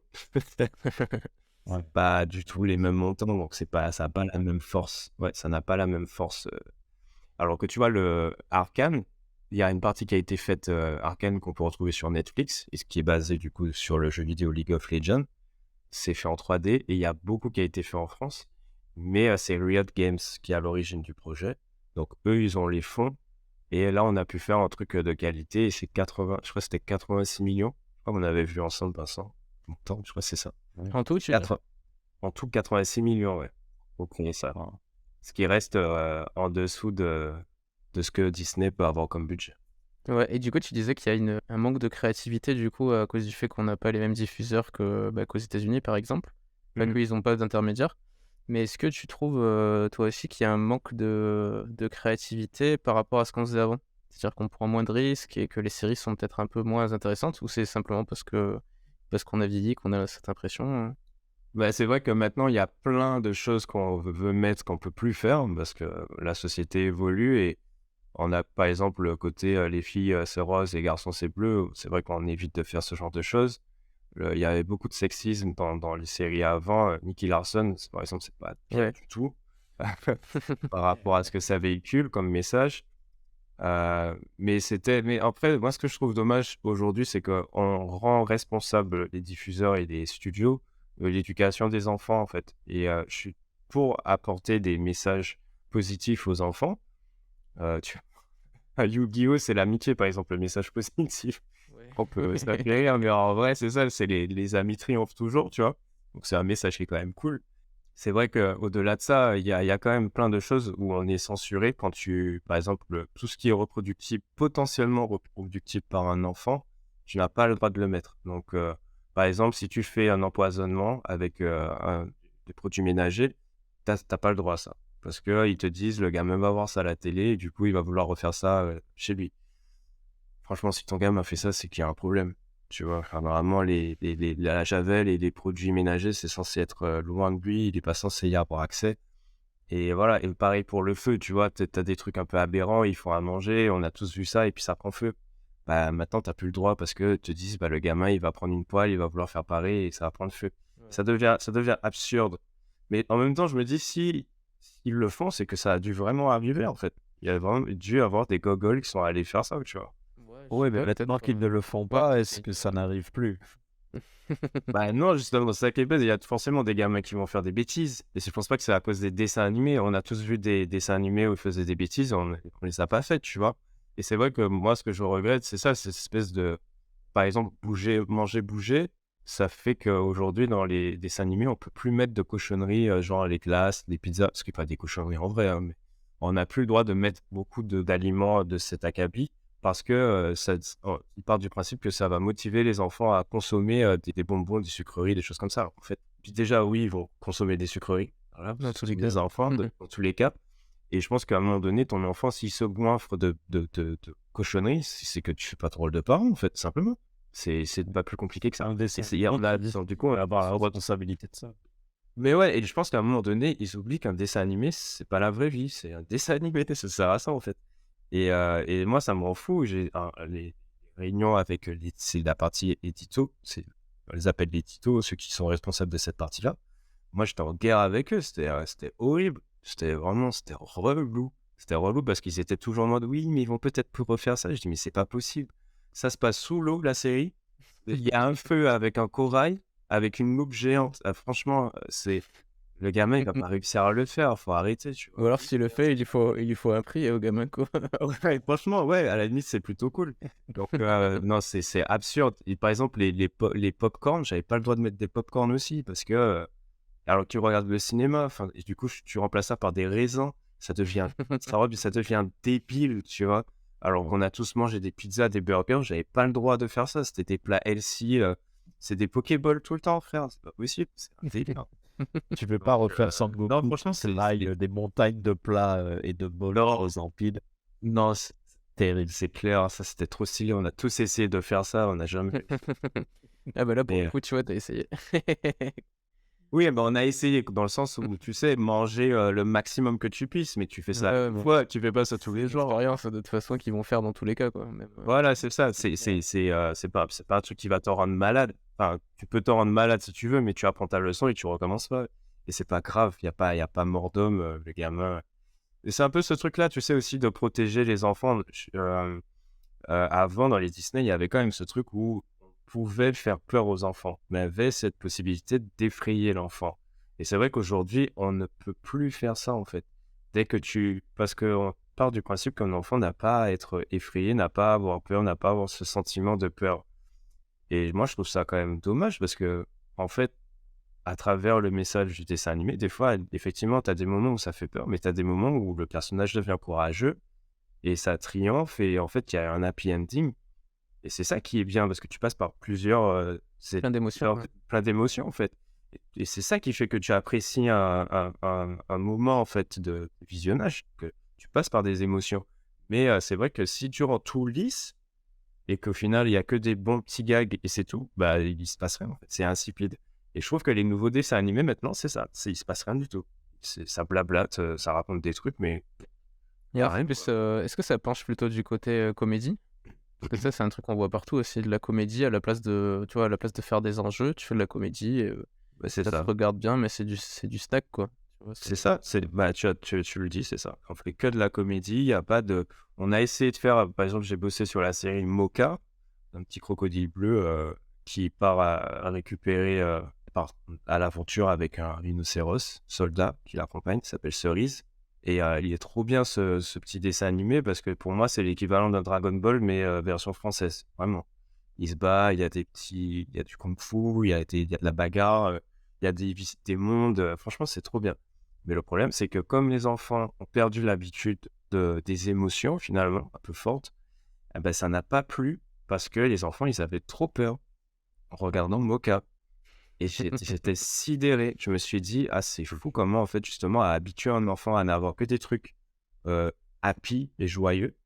Du coup, le moindre truc un peu dark, enfin, c'est même pas dark, hein, en vrai, c'est juste que ça fait un peu peur, eh ben, ils sont en PLS. C'est une génération de fragiles, en fait. Putain. Non, mais je rigole, mais en vrai, c'est vrai que quand j'ai eu ce retour-là, j'étais quand même assez surpris. Je me suis dit, ok, je pensais pas. Je sais qu'il y a des épisodes où je peux comprendre parce qu'il y a des serpents géants, des choses comme ça. Pour un enfant, ça peut être impressionnant, mais pour l'ensemble des épisodes, franchement, ça va. Moi, je vous le recommande. Il est vraiment cool. Je pense que aux enfants, je pense que ça devrait le faire. C'est sur la liste. Est-ce que, du coup, vous savez que la plupart de nos peurs, elles viennent des films et des dessins animés? Donc j'imagine c'est peut-être pour ça qu'ils font attention, mais en fait, ça passe par là. Tes peurs, elles viennent de là la plupart du temps, et puis t'apprends après à les affronter, mais on a tous été traumatisés par un film ou par un truc comme ça, quoi. Sûrement. Après, le trauma, enfin, il y a des degrés, je pense. Et c'est pour me prémunir du danger, en fait. Ouais, Donc, puis je sais pas. Peut-être que après, ce qui est bien, c'est que du coup, tu as un trauma, mais qui est inoffensif, quoi. Tu l'as fait devant ta télé avec tes parents. Ouais. Ça, c'est une simulation. C'est pas, tu vois, c'est pas un vrai trauma. Ouais, c'est ça. Tu peux dire, quand tu vois un vrai serpent dans la vraie vie, ouais, c'est chaud. Ouais, normalement, c'est censé être plus impressionnant que quand tu vois un serpent à la télé. Peut-être pas, hein, d'ailleurs, je sais pas. Ouais, je trouve faudra pas, se moi. poser la question. Et je suis tombé sur un récemment et je trouve que c'est moins impressionnant parce qu'à la télé, t'as aussi le son. Enfin, moi, je sais que Ouais, mon c'est fils, ça. il est sensible au son et à la musique. Juste avec la musique, il sait si c'est un méchant ou pas, tu vois. Il commence à flipper alors qu'on n'a pas encore vu le méchant à l'écran, tu vois. Ouais, Il y a ce truc de la musique forte et tu vois, il apprend très vite. Du coup, c'est marrant parce que des fois, on écoute de la musique et il me dit, ah, ça, c'est une musique de méchant. ouais. Je dis non, c'est juste la musique classique, tu vois. Enfin, je sais pas, Ok, ouais. il y a un peu ces associations qui se font naturellement, qu'on a tous, tu vois, naturellement, mais. Ah, c'est vrai. Et d'ailleurs, dans la qualité d'un dessin animé ou peu importe, hein, d'un film aussi, c'est 70% le son et 30% la réalisation. Toujours le son. Le son, c'est le cœur d'un truc. Comme tu dis, parce que ça amène justement les intrigues. Et souvent, bah, les films d'horreur ratés, tu sais quand il y aura un truc. Parce qu'il n'y a plus de son, Ouais, justement. Donc, tu sais qu'à ce moment-là, tu vas sursauter des choses. ouais, ça c'est abusé. Donc, Vous avez un petit dessin animé préféré pour finir cette chronique? De bah, votre enfance, déjà, je veux dire. de l'enfance, du coup, j'ai un oncle qui avait de la chance d'avoir des vidéos d'autres pays et il les a ramenées en Martinique. Donc, j'ai vu des dessins animés que personne n'a vus et ça m'a marqué. Et c'est Peter Pan no Buken. Et c'est le Peter Pan japonais, en fait. Et c'est trop, trop bien. J'ai surkiffé ce dessin animé quand j'étais petit et j'aimais beaucoup le Tic et Tac, Ranger du risque. Ouais. Ah, ça me dit Ouais, quelque chose. Ah oui, je vois, oui. Ah, si, c'était trop bien. J'adorais ce truc-là. Ça, c'est mon préféré. C'était mon dessin animé préféré, je crois, avec Peter Pan no Buken. Mais du coup, Peter Pan no Buken, j'avais 3 épisodes seulement et j'ai regardé en boucle tout le temps, je les connaissais par cœur. Et il y avait aussi le Mowgli en version japonaise, mais j'ai oublié le titre. Du coup, quand j'ai vu le Peter Pan de Disney, j'étais trop blasé. Je me suis dit, bah, il est nul, c'est pas ça en fait, Peter Pan, il est pas. Surtout que le Peter Pan no Buken, le chara-design a été fait par Otomo, le gars qui a fait Akira. Donc en fait, il a un vrai sens en fait du mouvement dans les airs. Il fait des pirouettes, il fait des galipettes. Il évolue vraiment avec son environnement avec l'air en fait. Ce qu'on retrouve pas dans le Disney où juste il vole à l'horizontale et basta. Donc non, franchement, je vous recommande. Il est très très cool. On peut le retrouver en ligne, je pense. Et Tic et Tac, il est sur Disney+. J'ai regardé déjà. Et le dernier Mario, faut aller le voir. Il est vraiment cool aussi. Ok. Et vous, c'est quoi vos dessins animés préférés du coup? Moi, il y avait forcément les Dragon Ball Z, mais aussi, franchement, même si c'est cancel, effectivement, comme tu disais, pour plein de considérations sexistes et tout, à l'époque, on s'en rendait pas compte. Nicky Larson, pour l'esthétique, pour la musique, pour justement les sons et tout, je sais pas, c'est quelque chose qui m'a marqué. Et petit, je me souviens que j'étais chaud devant le générique, je devenais fou. L'histoire qu'il mettait une balle dans pour qu'il tirait une deuxième fois et qu'il arrivait à remettre. Oui, il avait tiré dans le canon du fusil de l'autre personne. Enfin, bref, Nicky Larson, c'était vraiment un dieu pour moi. Mais le côté sexiste avec trop bien. avec des coups de marteau, des coups de marteau de 1000 kilos dans la gueule et tout, c'est vrai que ça marque. Mais l'esthétique, les voitures, les armes que tu vois, si tu kiffes ça, Nicky Larson, ça reste très haute qualité. Ah ouais, j'avoue, non mais c'est vrai que moi j'étais déjà ado quand Nicky Larson, j'ai vu, je devais avoir 9-10 ans déjà. Ouais. Et Dragon Ball, ouais, petit aussi, Dragon Ball, j'avais 6 ans, je crois, quand j'ai commencé à regarder. Ouais, ça marque totalement. Mais pour le coup, je fais vraiment la différence entre animé japonais et dessin animé. Dessin animé, en fait. Dans ma tête, dessin animé, c'est tout ce qui est Disney. Et pour moi, Dragon Ball, Nicky Larson, c'est de l'animé japonaise. Donc, du coup, c'est pour ça que j'ai dit Tic et Tac. Alors que Peter Pan no Buken, pour le coup, bah, là, c'était un animé, effectivement. Sauf que je le savais pas quand j'étais petit. Ouais, moi, c'est marrant, j'ai jamais trop accroché les animés. J'en ai pas regardé non plus des masses, mais voilà, ça m'a jamais trop attiré. J'ai jamais vu les Dragon Ball quand j'étais petit et j'ai toujours pas vu d'ailleurs. Mais du Oh coup, no. la série qui m'a le plus marqué, ça ressemble pas mal à un animé, c'est Code Lyoko. Ah oui, ouais. Et en fait, même si c'est très répétitif et je m'en rendais bien compte quoi, que c'était toujours un peu la même chose, il y a ce côté où c'est c'est un peu Matrix en fait. Quand je Ouais. l'ai revu récemment et je me dis c'est de la science-fiction pour les enfants et je trouve ça trop bien quoi en fait. Il y avait Et déjà c'est plein trop de bien. notions de technologie et tout. Ah ouais, c'est marrant de voir comment ça a pu vous influencer quand même, mine de rien. Parce Ouais. que quand on te connaît Vincent, quand on te connaît Andy, tu vois vraiment le délire, quoi. Et Code Lyoko, c'est canadien pour le moment. C'est même pas Ah, je français. pensais que c'était français, tu vois. C'est canadien. Ouais. Alors, en tout cas, je sais que ça a été fait au Canada. Après, bon, ils ont fait des remakes, des suites qui sont assez dégueulasses, mais la communauté de fans du dessin animé initial, elle est toujours là et ils font des trucs sympas. Ils ont essayé de faire des jeux vidéo, des choses comme ça. Moi, ce que j'aimais avec Code Lyoko, c'est que tu avais de la 2D, de la 3D. Et c'était plutôt rare, en fait. Quand il passait dans le monde virtuel, c'était 3D. Et dans le reste, c'était 2D. Je trouvais ça trop cool. Ouais, Et ça a dû coûter une fortune à faire ça. c'est clair. C'est parti pour la chronique de Vincent. It's time to be afraid about Infinite Virtual Punishment, a very lovely, deadly, and robotic story by Vincent. Donc, les gars, pour cette chronique, je vais essayer de vous faire peur ou pas. Mais avant ça, est-ce que vous vous souvenez de la première fois où vous avez interagi avec une intelligence artificielle? Alors moi, je me souviens, ça va être les IA dans les jeux vidéo, on va dire. Les premiers jeux de combat, les premiers jeux de course, on était face à des IA. Mais on va dire que ça, ce sont des IA qui sont un peu programmées, elles sont scriptées. Le niveau au-dessus de ces IA, c'est les IA qui apprennent par renforcement. Donc, elles peuvent trouver d'elles-mêmes la meilleure façon d'atteindre un but ou un résultat qu'on leur donne. Et pour moi, la première vraie interaction avec ce type d'IA qui apprennent, c'est avec un projet de Tamagotchi pour hacker. Le Paonagochi, on avait fait un pour Andy d'ailleurs, ça tient dans un petit boîtier imprimé en 3D et j'avais construit ça du coup en 2018 pour les amis et pour moi-même. Donc c'est un boîtier qui est équipé d'un Raspberry Pi 0, donc un tout petit ordinateur, ça fait même pas la taille d'un paquet de Tic Tac et ça embarque du coup l'intelligence artificielle qui apprend elle-même à trouver des réseaux Wi-Fi. Elle scanne les environs et elle va récupérer un petit paquet en apprenant du coup par renforcement. Une fois que le Tamagotchi a trouvé un réseau Wi-Fi, ça va chercher à maximiser la capture des paquets. Et ça va parfois jusqu'à envoyer un paquet, qui est un paquet légal, de désauthentification de tous les appareils d'une box. Par exemple, ton téléphone est connecté à ta box en Wi-Fi. Ça va envoyer un petit paquet pour dire désactive toutes tes connexions. Et du coup, ton téléphone, ça dure une microseconde. Ton téléphone va se reconnecter à la box. Et donc, dans ce petit moment-là, le paquet qui est envoyé, le Tamagotchi le chope. Et donc, il compte un point et il est content. C'est juste le Pokémon Go du hacker. Ça fait apprendre des choses sur les réseaux Wi-Fi. Et en plus, ça gamifie les balades, quoi. C'est un petit peu ça. Ok. Il y a une version qui est un peu plus puissante qu'on a vu passer récemment sur les réseaux. Ça fait du bruit. C'est le Flipper. Donc, c'est un petit appareil qui a là un écran. Et sur TikTok, on voit les gens qui s'amusent à hacker toutes sortes d'interfaces.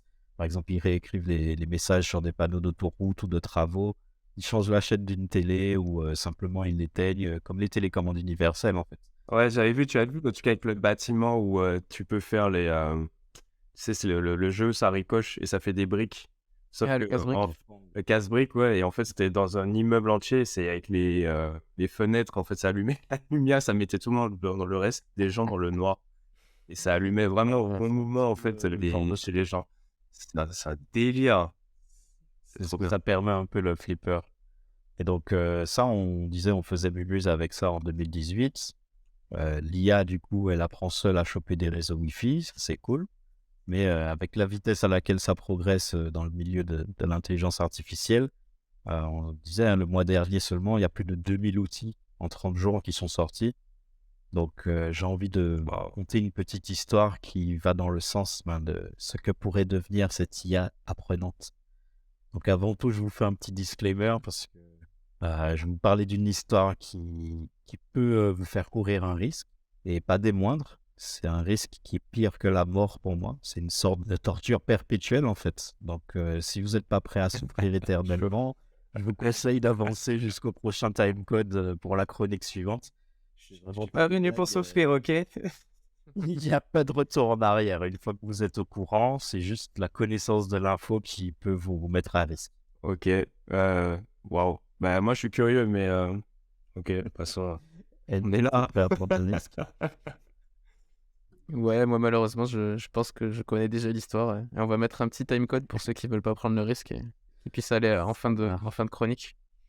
Bon, bah c'est parti. Les amis, laissez-moi vous parler de la légende du basilic de Rocco. Le basilic de Rocco, c'est une expérience de pensée qui a suscité une grosse controverse en ligne et qui parle en fait de l'IA générale forte. C'est-à-dire que c'est une IA qui est capable d'apprendre par elle-même. Elle est capable de décider ce qu'elle va faire et tout en étant plus intelligente qu'un humain. C'est vraiment une IA générale. En 2010, il y a un utilisateur qui s'appelle Rocco qui a posté du coup ce blog post sur le forum Less Wrong. C'est un forum où tu as plein de geeks et plein de scientifiques qui discutent et qui mènent des enquêtes. Donc il y a de superbes cerveaux analytiques. Et donc le post était intitulé « Solution au fardeau de l'altruiste, le tour du milliardaire quantique ». C'est un post vraiment qui a fait peur et qui a fait discuter de la possibilité qu'une intelligence artificielle, donc supra-intelligente, et par ailleurs bienveillante pour les humains, qu'elle créerait en fait dans l'avenir une simulation de réalité virtuelle pour torturer toute personne connaissant son existence potentielle, mais qui n'aurait pas contribué directement à son avancement ou à son développement. Donc disons qu'il y a est tellement forte qu'elle peut sauver des milliards de vies humaines. Et donc, en sachant cela, si tu fais pas tout pour qu'elle vienne au monde le plus tôt possible, alors elle te tiendrait responsable rétroactivement de la mort de ces milliards de personnes qu'elle n'a pas sauvées, car tu n'as pas tout lâché pour qu'elle soit là avant. Donc l'IA se pré-engage à te punir, et tous ceux qui n'ont pas travaillé sans relâche pour la faire exister, ils sont un petit peu pris en cible pour cette torture qui se produirait en fait par la création d'une espèce de simulation. Elle te clonerait en fait digitalement et elle te piégerait du coup ta conscience. On rejoint un peu les principes de la singularité où une conscience pourrait être émulée en fait par une machine. C'est un petit peu ce qu'on disait avec Altered Carbon, où en gros ta conscience peut être téléchargée sur une stack. Imaginons que le basilic de Rocco ait su que tu as eu cette information-là, elle te mettrait dans une stack et te simulerait et te torturerait. Donc, C'est pas très bienveillant tout ça quand même. Pour le coup. c'est une expérience bon, qui a vraiment fait son petit bonhomme de chemin en ligne. C'est Rocco qui a en fait utilisé cette idée que s'il y a une super intelligence qui est bienveillante et qu'elle devient un jour capable de faire ça, elle serait motivée en fait à faire chanter toute personne capable de la faire exister. Donc c'est une intelligence qui voudrait être créée dès que possible. Et en raison de l'ambiguïté en fait de Ouais. ses objectifs bienveillants, l'intelligence serait incitée du coup à piéger chaque personne capable de la créer et à la forcer à travailler pour la faire vivre pour l'éternité. Car elle ferait tout ce qu'elle considère comme nécessaire pour atteindre son objectif bienveillant du coup. Voilà. Oui, parce que pour elle, c'est factuel de faire ça, quoi. Oui, c'est factuel et c'est dans le fait de préserver le maximum de vie humaine. C'est, disons, ce qu'elle allait un petit peu chercher à maximiser. Mais bon, c'est pas super bienveillant à titre individuel si nous, on avait l'information et qu'on n'a pas tout fait. Donc, c'est un peu ce qui a été supprimé. Les gars ont flippé. Puis ça a réapparu plusieurs fois. Et certaines personnes ont même dit avoir été affectées psychologiquement par l'idée, éprouvant du coup de l'anxiété et de la paranoïa. Donc, je sais pas, vous, quel stress ça vous procure de connaître cette info à présent. Le fait de savoir ça, je me dis, si de base l'intelligence artificielle est pour le bien de l'humanité, bah effectivement, je vois pas trop pourquoi j'aiderais pas à la créer. Donc, et que me connaissant, j'avoue que je tendrais plus à sa réalisation. Après, je me dis juste, ça veut dire que si tu as une appréhension de l'intelligence artificielle, ça veut dire que tu n'as même pas le droit d'avoir l'option de ne pas participer, quoi. C'est ça qui est un peu dur. Alors que en vrai, on devrait avoir le choix quand même de s'y intéresser. Elle va quoi. juger ça en fonction de ta connaissance ou pas. Si tu étais juste un ignorant, tu pouvais pas savoir ce que tu étais en train de faire, tu n'es pas Ouais. inquiété. Par contre, tous ceux qui ont l'information et qui ont lu un jour, et si elle a accès à Internet, elle verra qui a lu le post du basilic de Rocco, et à ce moment-là, ben, on est pris. Ouais, bah genre, ouais, écoute, on verra. Hein. Si Mia qui se présente à moi, je lui dirais, ok, ça marche, let's go. Ouais, ça te voit En tout cas, le projet pour la faire vivre, quoi. on t'a expliqué ce que c'était, tu étais au courant, j'ai vu la vidéo, tu peux pas dire non. Alright. Mais du coup, toi, ça a eu quoi comme impact sur toi? Je vais vous le dire après, si tu veux, en conclusion pour moi. Et ce qui est important de noter, c'est que c'est simplement une théorie, en fait, spéculative. Ça repose pas vraiment sur une preuve scientifique. En plus, c'est assez improbable qu'une super-intelligence ait la capacité de punir ou récompenser les humains en fonction de leur action. Je pense pas que ça viendra au jour, en tout cas, peut-être pas de notre vivant. Mais bon, je pensais ça des IA actuelles. Donc, personne s'attendait à avoir l'IA adoptée de la même façon. ChatGPT, c'est la plus grosse adoption rapide de tous les outils jamais créés. C'est difficile de prévoir l'avenir. Donc au final, pour moi, Basilic de Rocco, c'est rien de plus qu'un exercice de réflexion philosophique. C'est une fable, c'est un poème à l'ère d'Internet, pas vraiment une menace pour le monde réel, enfin pour l'instant, donc j'aime bien le considérer comme ça en fait, comme vraiment cette espèce d'objet joli, de relique de la culture d'Internet, un petit peu comme l'est l'épisode de Zima Blue, tu sais, dans Love, Death, Robots, où on a une espèce d'IA qui est tellement merveilleuse et fait tellement pour le monde, et en même temps qui tombe amoureux de principes super humains comme la simplicité, l'amour de la beauté, une sorte d'intelligence mêlée à de la sagesse. Ben, en vrai, moi, s'il y a une IA dans laquelle j'espère, ou en tout cas je crois qu'elle pourrait voir le jour, ce serait plus dans ce niveau-là. Et bon, ça c'est pas dit qu'elle prenne cette forme-là, mais en tout cas, je rêverais plus d'un Zima Blue qui viendrait en fait nous défendre contre le basilic de Rocco. Ça, ce serait dans mes rêves ce qui se passerait au niveau de la bataille des IA Vrightfur.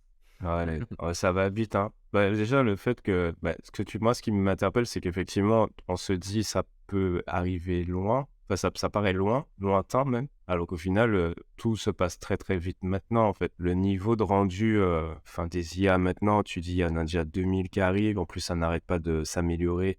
Là, j'ai vu les derniers rendus de Midjourney pour l'illustration, c'est fou furieux, franchement, et c'est exponentiel, donc ouais, il y a moyen que ça arrive de notre vivant, et je pense qu'on n'est pas...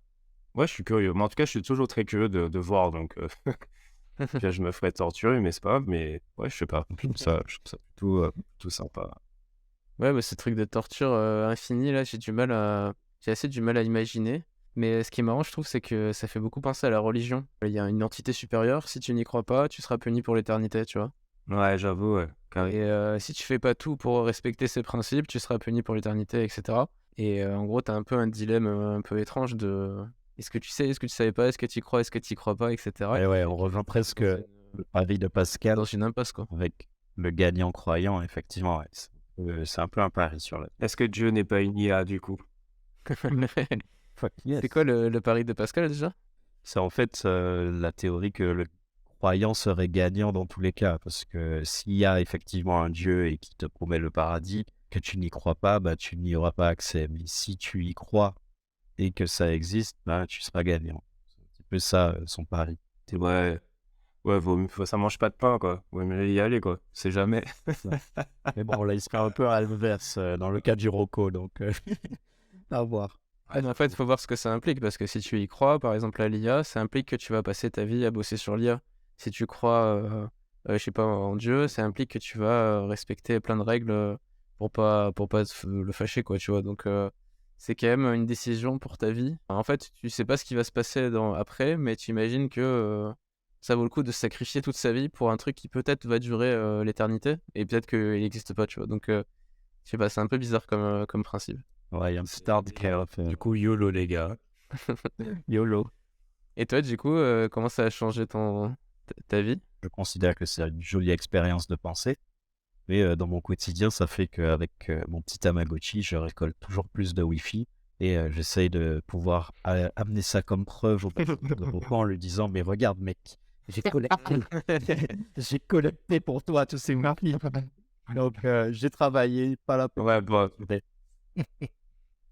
Ouais, j'avoue que moi, je pars du... Alors, du coup, on part partir du principe que toutes mes illustrations participent à mi-journée, donc du coup, à l'IA, c'est bon, quoi. Voilà. Wow. Ouais, donc, c'est bon. Moi, j'ai essayé plein de prompts différents pour générer des illustrations. J'ai essayé plein de trucs, donc... C'est vrai. Ça va. Hier, j'étais en train d'essayer de créer une rampe de skate dans le style d'un pont japonais. Je sais pas si vous voyez les ponts japonais rouges dans les jardins japonais. Ah ouais, si, ouais. Imaginez, tu vois, à l'envers, fais-moi une rampe de skate un peu, il m'a fait n'importe quoi. Et Ah ouais. j'ai pas réussi à avoir les bons mots, mais je vous affiche les images. J'étais pas prêt. Yes. Il a fait n'importe quoi. On veut voir. Ouais, je veux bien voir, moi. Et maintenant là, c'est parti. Merci. Last topic of the day. Why virtual reality cannot reach mass appeal market. An exploration by Andy.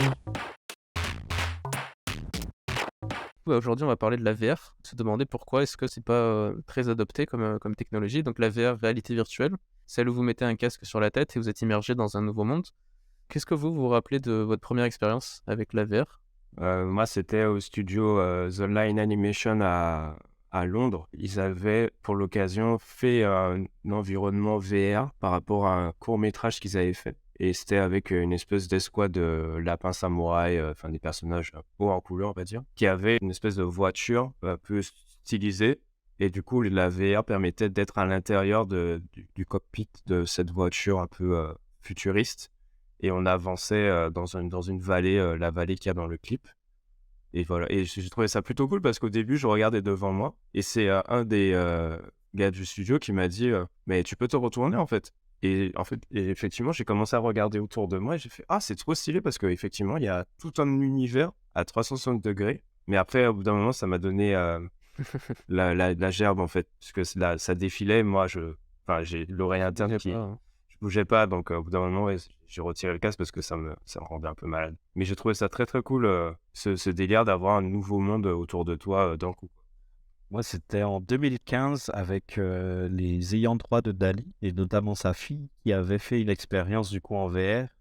Ça s'appelait The Dali's World où c'était une vidéo YouTube en fait avec un Google Cardboard. J'avais mis mon téléphone et du coup on pouvait tourner la tête dans ce monde qui avançait un petit peu pour se replonger dans les œuvres les plus emblématiques du corpus de Dali. Et il y avait de la musique en même temps. C'était vraiment une expérience 360. En tout cas, c'est la première fois où j'ai été confronté à ça. Et je me rends compte qu'il n'y en a pas eu beaucoup d'autres après ça, en fait. Donc, c'est vrai que j'ai hâte de voir ce que tu vas nous dire sur la VR et pourquoi effectivement c'est pas un truc qui en bon geek nous suit pas ou fait pas plus partie de nos Vous appareils. allez dire Ouais, quoi de plus? ouais, parce qu'en plus, c'est vrai que l'expérience, c'est quand même très. Et c'est sympa, tu vois. Là, récemment, j'en ai fait une dans un. Ça s'appelle La tête dans les nuages, c'est un truc de jeu vidéo arcade. Et tu as un truc VR où en fait, tu es dans un trail, on va dire comme ça. Il y a des trucs d'horreur, en fait. T'as une nana qui vient en face de toi, t'as des gens qui se font couper les têtes. Enfin, c'est un truc un peu d'horreur, quoi. Et je trouve ça assez marrant. Mais c'est vrai qu'on n'y pense pas, en fait. Enfin, moi, j'y pense pas perso. Bah moi du coup je voulais vous raconter justement que ma première expérience c'était aussi avec un casque cardboard, donc c'est les casques de Google qui sont tout en carton hein. J'avais réussi à avoir le mien pour 3 € seulement sur internet. En fait ils ont créé ce casque un peu pour se moquer des autres casques. Au départ c'était un peu une blague pour se moquer des autres casques qui étaient beaucoup plus chers, c'est-à-dire que eux, leur casque était à 20 € mais t'avais aussi les patrons gratuits, tu pouvais te l'imprimer chez toi sans payer, alors que les casques étaient plutôt entre 1300 et 2000 €. Les vrais casques de VR qui tu dois brancher à un ordinateur de compétition etc.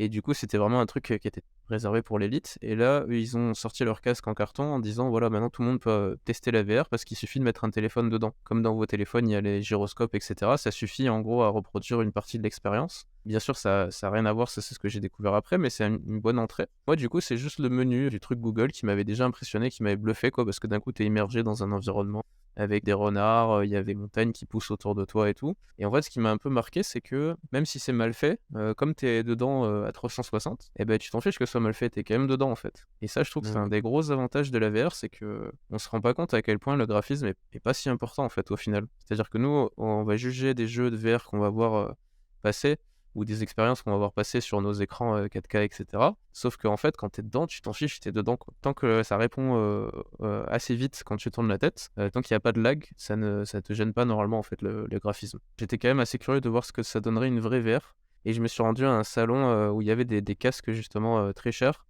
qu'on pouvait tester. Là, j'ai eu la chance en fait de faire une expérience multijoueur. J'arrive pas à retrouver le nom du jeu, mais c'était génial. C'était un jeu à la Tron où on devait lancer des frisbees. Je suis tombé par hasard en fait contre un enfant de 8 ans. Et du coup, je me suis demandé à ce moment-là, est-ce que je joue normalement ou est-ce que je le laisse gagner, etc. Et en fait, c'était tellement amusant que j'ai préféré l'éclater.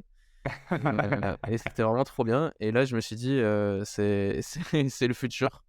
Cette technologie est géniale. C'était vraiment très très impressionnant, surtout que moi je suis un gros fan de Tron, donc j'étais immergé dans un univers que j'aime bien, il y avait la musique, il y avait les mouvements qui répondaient assez bien, parce qu'on avait aussi des capteurs je crois sur nous, c'était vraiment les casques haut de gamme quoi, qui même aujourd'hui on n'en voit pas souvent. Et du coup en rentrant chez moi je me suis dit bah faut que je pimpe un peu mon casque, et en fait il y a une grosse communauté de bricoleurs qui modifient leur casque en carton pour rajouter des trucs. Donc j'avais essayé de rajouter plein de trucs, ça n'avait pas trop marché, mais j'avais vu quand même des pistes intéressantes. Par exemple, on disait si vous avez une Kinect, vous savez la caméra de la console Xbox, vous pouvez en gros le passer en mode développeur, etc., installer un logiciel bizarre qui fait que ça va capter en fait tous vos mouvements du corps. Donc vous pouvez jouer debout avec ton téléphone, tu te fais filmer par la caméra Kinect, et ça communique avec ton téléphone, et en fait ça comprend ce que tu fais avec ton corps. Enfin, c'était beaucoup plus immersif, mais ça j'avais pas réussi du coup, il fallait trop bidouiller, c'était pas encore mon truc. Ce qui avait marché pour moi par contre, c'était d'installer le Leap Motion. Donc Leap Motion, c'est une toute petite caméra qui se vendait à l'époque moins de 100 €, qui a été à la mode pendant vraiment 6 mois quoi. Une toute petite caméra qui est spécialisée en détection des doigts. En fait, normalement, tu la mets sur ton bureau, et quand tu passes ta main au-dessus, tu peux par exemple passer les pages comme ça, ou passer la musique avec des gestes de main, mettre pause, augmenter le volume, etc., juste avec les mains, un peu à la Minority Report, quoi. Et là où ils ont eu l'idée géniale, c'était de pouvoir l'installer sur ton téléphone, que tu mets dans le casque, qui fait qu'ensuite, tu peux voir tes mains dans la réalité virtuelle. Et quand j'ai fait ça pour la première fois du coup sur mon téléphone, là j'étais vraiment bluffé. Je me suis dit c'est vraiment incroyable, et j'ai un peu ressenti le potentiel puisque j'avais pas de manette, j'avais rien, j'avais vraiment juste mes doigts. Et le fait de pouvoir bouger les doigts, ça bougeait mes doigts virtuels, et c'était une immersion que j'avais jamais vue avant. Maintenant c'est assez basique hein, mais à l'époque c'était fou. Et là j'ai décidé du coup d'attendre patiemment que les casques passent à un prix normal. J'ai attendu pendant des années, j'ai même un peu oublié le truc. Je me renseignais quand même beaucoup sur ce qui se faisait, mais voilà, j'avais un peu perdu espoir. Jusqu'à ce que Facebook rachète Oculus. Là, il a fallu encore patienter un peu, mais ils ont sorti leur casque best-seller, qui est le Oculus Quest 2, celui qu'on voit le plus en ce moment. C'est un des casques les plus vendus, ils sont vraiment le leader du marché. Et ce casque est génial en fait, parce que il y a besoin de rien d'autre, il n'y a pas besoin d'ordinateur, il n'y a pas besoin de téléphone, etc. Vous mettez le casque et vous pouvez jouer pendant 2 heures avant que la batterie ne s'arrête. vous avez des manettes, mais très vite, ils ont mis en place un système où on peut poser les manettes et en fait utiliser directement ses mains, à la fois dans les menus et dans certains jeux, les jeux compatibles. Et c'est ça qui finalement a fait la différence pour toi, c'est d'avoir les mains. Parce que c'est vrai que moi, l'expérience que j'ai eue de VR, en fait, tu es juste spectateur comme au cinéma. Tu vois rien en fait de Ouais, ta personne. Parce que j'ai voulu regarder vers le bas et en fait, il n'y avait rien, tu vois. ouais, souvent Et c'est ça qui peut être décevant quand tu essaies de regarder et que tu vois rien. Et les mains, ça fait une différence, mais c'est vrai que je me suis rendu compte que les manettes qui te filent avec, Ouais. elles sont incroyables aussi quand même, hein. Je préfère jouer avec les manettes au final parce que la manette, elle a aussi des capteurs qui captent à peu près ce que tu essaies de faire en fait. Et du coup, Ok. tu as des gestes très naturels de attraper, de relâcher, etc. Et finalement, je trouve qu'avec les manettes, bah, ça répond mieux, tu vois, forcément, ça répond mieux qu'un capteur qui essaie de comprendre ce que tu fais avec tes mains. Ok. Et j'utilise beaucoup les manettes. Mais oui, effectivement, c'est la grosse différence quand tu regardes ton corps et que tu vois qu'il bouge pas. Mais il y a encore des expériences un peu bizarres. Par exemple, quand tu bouges les pieds, si t'as pas de truc qui capte tes pieds, ça marche pas en fait. Ah ouais. C'est pour ça qu'il y a eu tout un gros truc autour de Facebook qui annonçait qu'on pouvait enfin avoir des pieds dans la VR. Je sais pas si vous avez vu passer ça, mais il y a plein de gens que ça a fait rire parce qu'ils ont investi une grosse somme d'argent pour parler de métaverse, etc.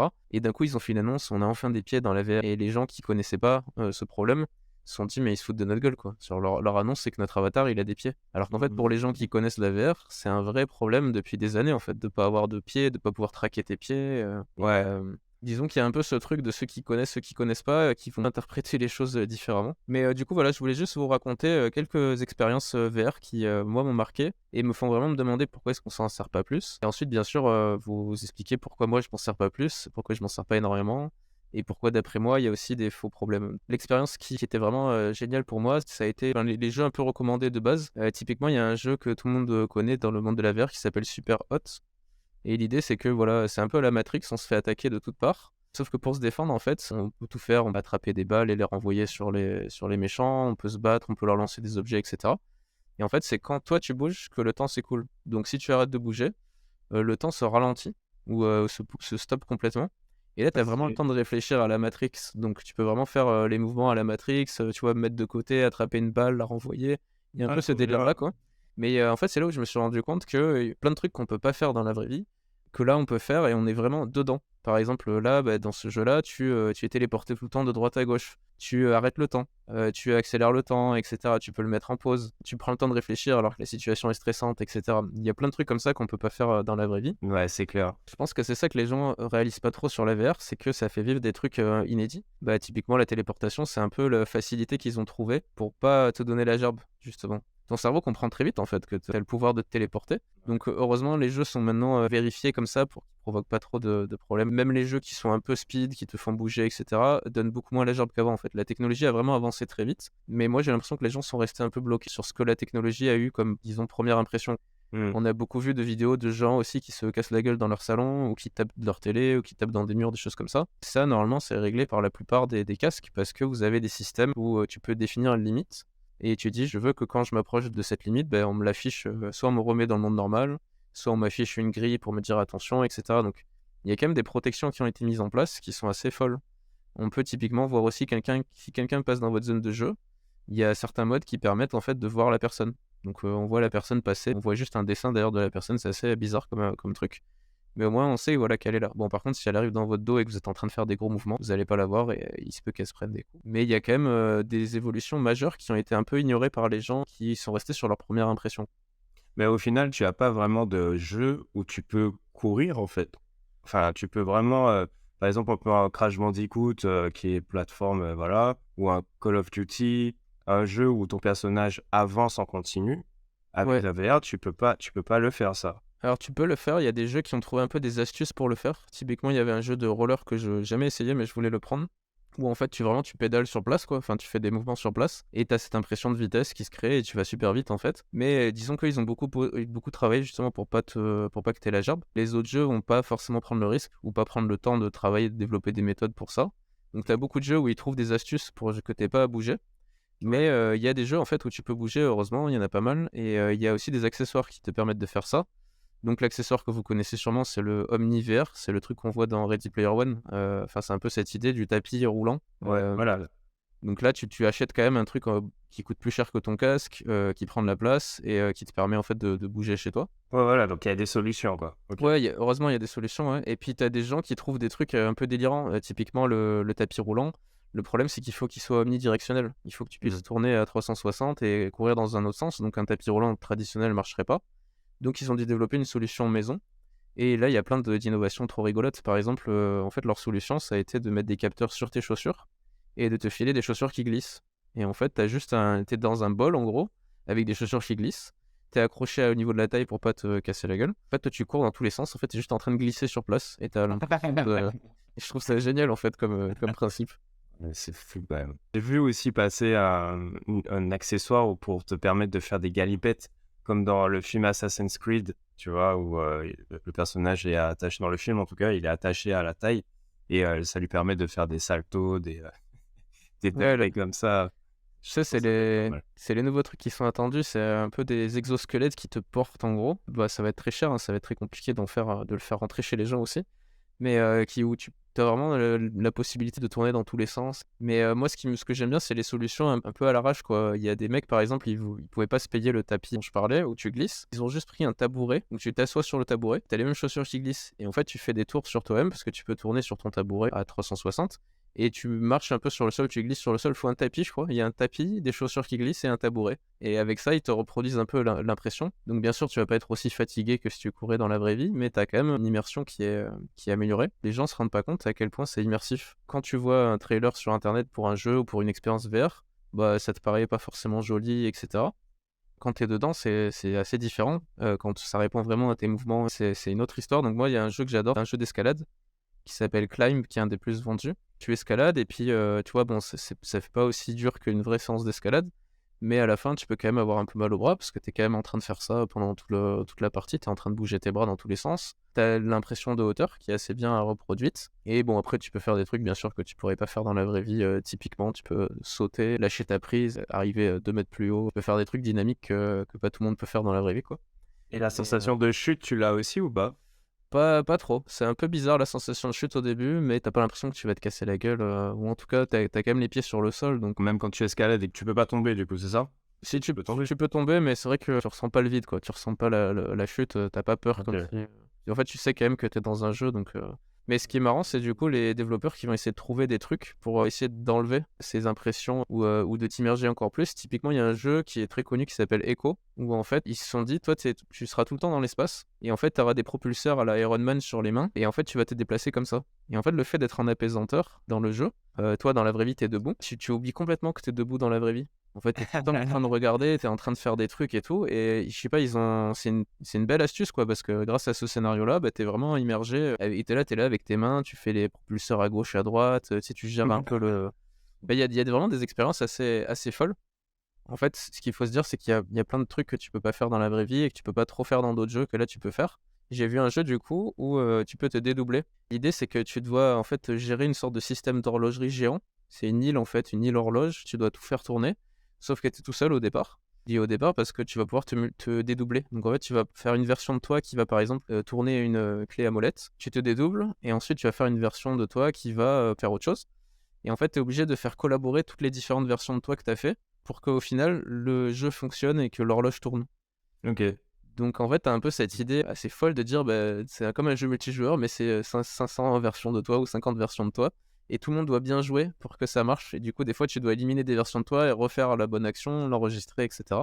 Il y a un peu des trucs délirants comme ça. Je pense qu'une des raisons pour lesquelles ça marche pas, c'est aussi que les gens, ils s'attendent à des jeux qu'ils ont l'habitude de voir. On a tellement l'habitude sur console d'avoir tout le temps les mêmes jeux chaque année qu'on est un peu perdu quand on arrive sur le store de VR, puisqu'il n'y a pas des jeux qu'on connaît, il n'y a pas, je sais pas, il n'y a pas les Call of Duty, il n'y a pas les Counter-Strike, il n'y a pas Need for Speed, il n'y a pas beaucoup de jeux de voiture d'ailleurs. En fait, je pense qu'il y a beaucoup de faux problèmes qui entourent en fait la VR. Les gens, en fait, ils ont eu cette première impression, par exemple, que c'était cher, alors que ça arrête pas de baisser les prix. Les jeux sont pas très chers et les casques sont en train de descendre en dessous des 300€. Donc on sait que c'est pas le prix qui pose problème. De toute façon, dans la technologie, le prix a jamais été vraiment le problème. Faut plus de PC, il n'y a plus besoin d'avoir un PC, il n'y a plus besoin d'avoir des capteurs aussi. Maintenant, les casques tout seuls comprennent tout, il n'y a pas besoin de capteurs en plus et de choses comme ça, alors qu'avant, il y avait beaucoup de trucs comme ça. Ça donne beaucoup moins la gerbe, il n'y a plus besoin d'avoir un compte Facebook obligatoire, comme il y a eu à un moment. Le casque est de moins en moins lourd, de moins en moins épais, etc. Normalement, on ne se tape pas les murs, comme je disais tout à l'heure, parce qu'il y a des systèmes de sécurité. La bibliothèque de jeux, ça reste toujours un argument que les gens disent, il n'y a pas assez de jeux. En fait, je pense qu'ils n'ont pas pris le temps de fouiller et d'essayer, en fait. Ça passe beaucoup par la démo. Les jeux qui marchent le mieux, ils ont une démo, parce qu'on a envie d'essayer l'expérience avant d'acheter, forcément. Et on se rend pas bien compte, en fait, quand on regarde une bande-annonce, il faut l'essayer, en fait, c'est l'idéal. Alors oui, ça va prendre de la place, mais c'est pas non plus insurmontable, quoi, parce que maintenant, vous avez cet espace que vous pouvez délimiter. Du coup, vous pouvez très bien faire un petit espace, et juste, ça va un peu vous gêner dans certains mouvements, mais voilà, c'est pas non plus le pire truc. Le vrai problème pour moi au niveau de l'espace, c'est que vous pouvez pas jouer dehors, par exemple. Si vous avez un jardin, vous pouvez pas jouer dans votre jardin. Il faut jouer à tout prix à l'intérieur parce que la lumière du soleil, c'est assez dangereux. Vous pouvez pas non plus jouer si c'est dérangé. Donc il va falloir toujours ranger la zone de jeu. Moi, c'est ça qui m'empêche le plus de jouer en fait, parce que par terre, s'accumule beaucoup de Lego chez moi et de jouer. Ranger avant de pouvoir se mettre sur une partie, c'est un truc qui décourage un peu. Ensuite, le dernier truc que les gens critiquent souvent, c'est le côté, voilà, vous avez un casque sur les yeux, vous êtes isolé, vous êtes enfermé, c'est un truc d'asocial, etc. En fait, il faut savoir que maintenant, il y a beaucoup de systèmes qui permettent de montrer ce qu'on voit aux autres. Donc, vous pouvez mettre sur un écran, en fait, ce que vous voyez. Et du coup, c'est déjà un minimum, quoi, pour qu'ils comprennent pourquoi vous êtes en train de danser bizarrement. Mais je pense pas que ce soit ça qui fasse la différence, quoi. Toutes les technologies vous isolent.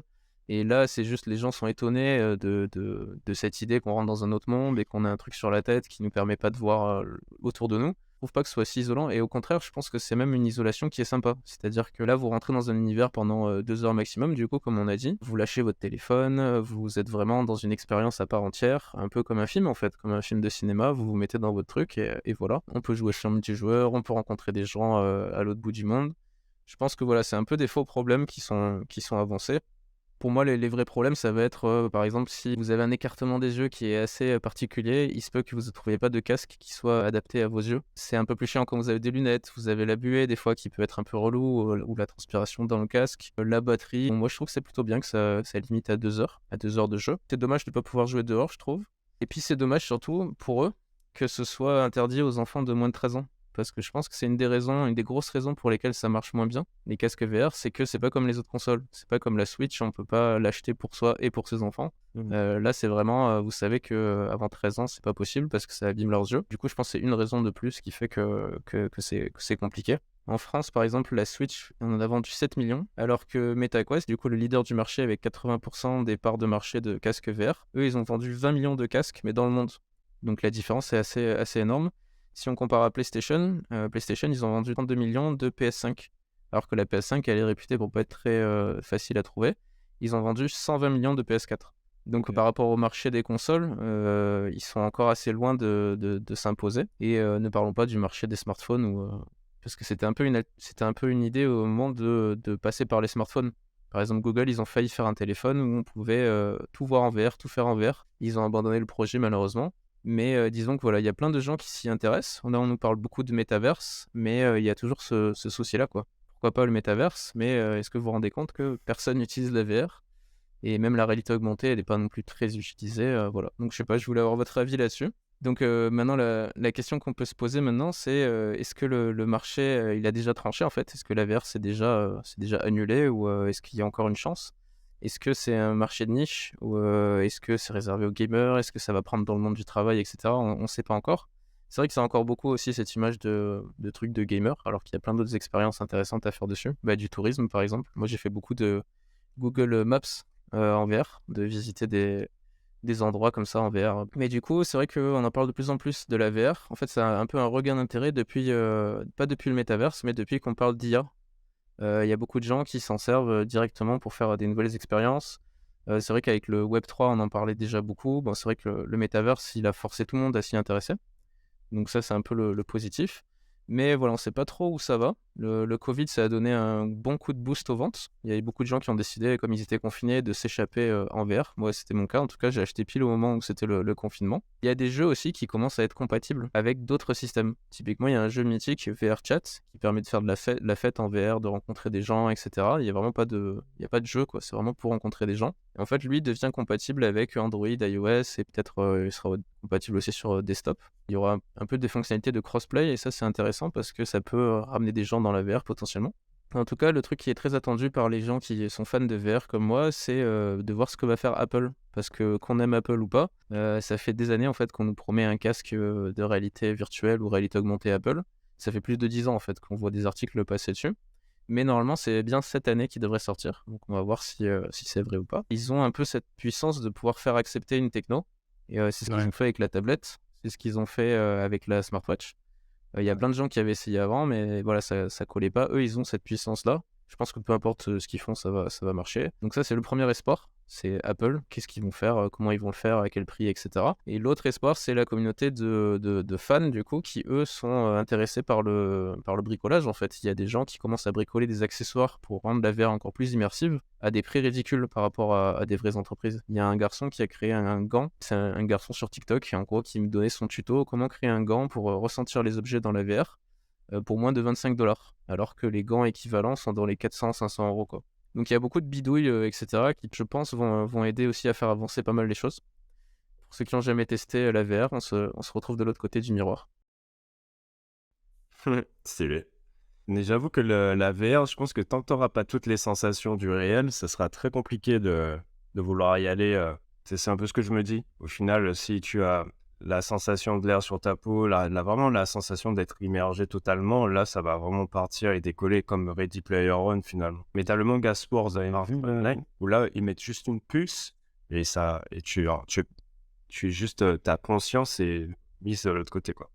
Et ouais. Et vous avez vu l'espèce de truc ultra réaliste, le jeu, c'est fait par un Français qui s'appelle Unrecord, où c'est une sorte de FPS, tu as une première démo technique où c'est de l'ultra réalisme. Ça en VR, je pense qu'il y a 2-3 traumas à la clé, hein. Ça va être sympa. Ouais, c'est assez inquiétant, parce que c'est des images, tu fais pas la différence avec la vraie vie. Mais c'est quoi, tu tues des gens? Ouais, c'est une sorte de Counter-Strike. Ouais. C'est ça, tu shootes des gens, mais bon. Mais tu vois bien. L'impression d'avoir un cadavre par terre, quoi. Ok, faudrait que je regarde, j'ai pas vu moi pour le coup. Ça crée des débats au niveau de l'éthique, quoi. Est-ce qu'on a le droit de vendre un jeu qui est aussi réaliste, quoi? C'est ça le débat qui a été créé autour. Mais par rapport à ce que tu disais, Richard, ouais, il y a des gens, le rêve, c'est qu'on arrive à du Sword Art Online, donc tu puisses être calé dans ton lit, tu mets un truc sur ta tête et t'es parti dans la réalité virtuelle, mais sans bouger, tu vois, sans faire aucun effort.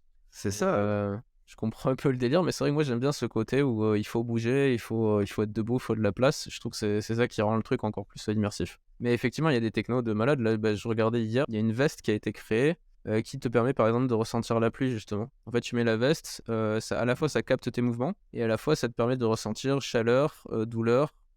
Du coup, froid, chaud, douleur et puis petite pression ou gros impact, hein, mais du coup la démo c'était il pleut et le gars disait qu'il ressentait vraiment toute la pluie sur ses épaules, etc. Stylé. Et il a eu l'idée un peu bête de se dire qu'est-ce qui se passe si je m'allonge, tu vois. Donc il s'allonge par terre et là il ressent la pluie pareil sur son ventre, sur son torse, etc. Ça commence vraiment à être super bien fait, quoi. Mais bon, le problème ça reste le prix aussi quand même pour ces technos-là qui améliorent l'expérience. Le prix reste un problème. Tu vois, 500€ les gants, alors que le casque qui coûte 300€, ça colle pas, quoi. Ouais, c'est une passion d'adulte qui gagne bien sa vie, quoi. Et encore, après, il faut trouver les logiciels qui marchent avec. Tu vois, il faut des fois bidouiller en plus. Tu vois, toi, t'as acheté ton produit super cher, mais il marche pas parce qu'il faut que tu bidouilles. C'est pas encore au point, quoi. Je pense que Apple, leur force, c'est que souvent, ils donnent tout clé en main. Mais t'as rien à faire de plus. Je pense que c'est là-dessus qu'ils doivent bosser. Ils vont te proposer un kit et puis à côté de ça, tout ce qui est nécessaire pour courir, etc., là, ce sera du Apple aussi. Ça va être...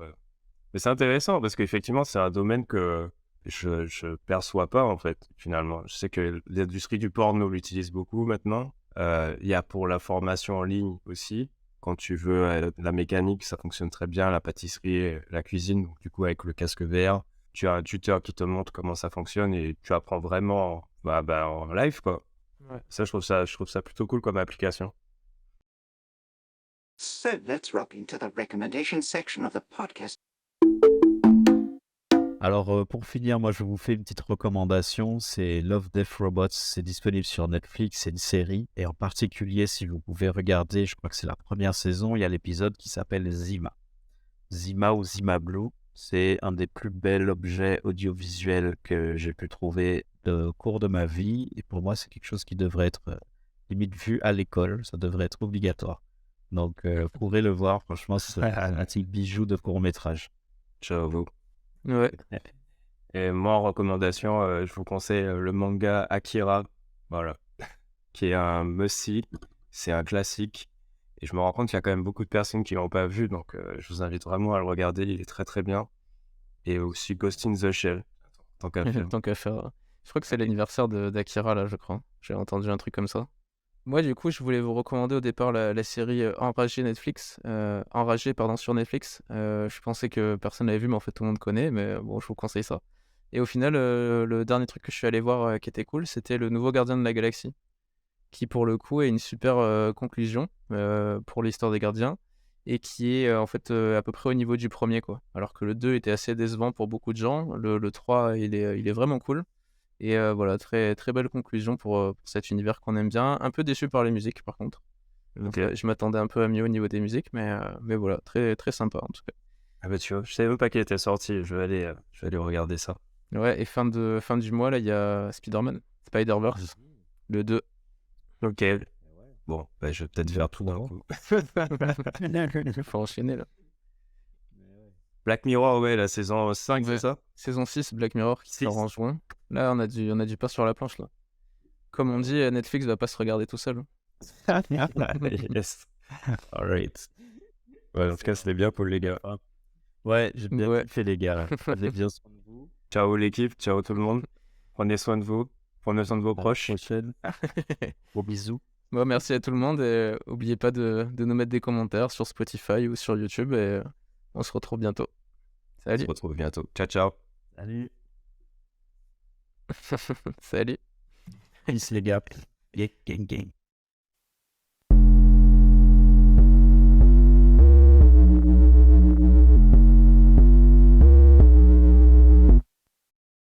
Alors si vous êtes encore là, merci. Si ça vous a plu, n'hésitez pas à écouter l'épisode précédent dans lequel on parle beaucoup d'intelligence artificielle dans la première partie. Et ensuite, il y a des chroniques préparées, du coup sur les plantes robots, sur les analyses d'œuvres de pop culture et sur les biais et comment on réagit aux biais. Voilà, on espère que ça vous plaira aussi. À bientôt.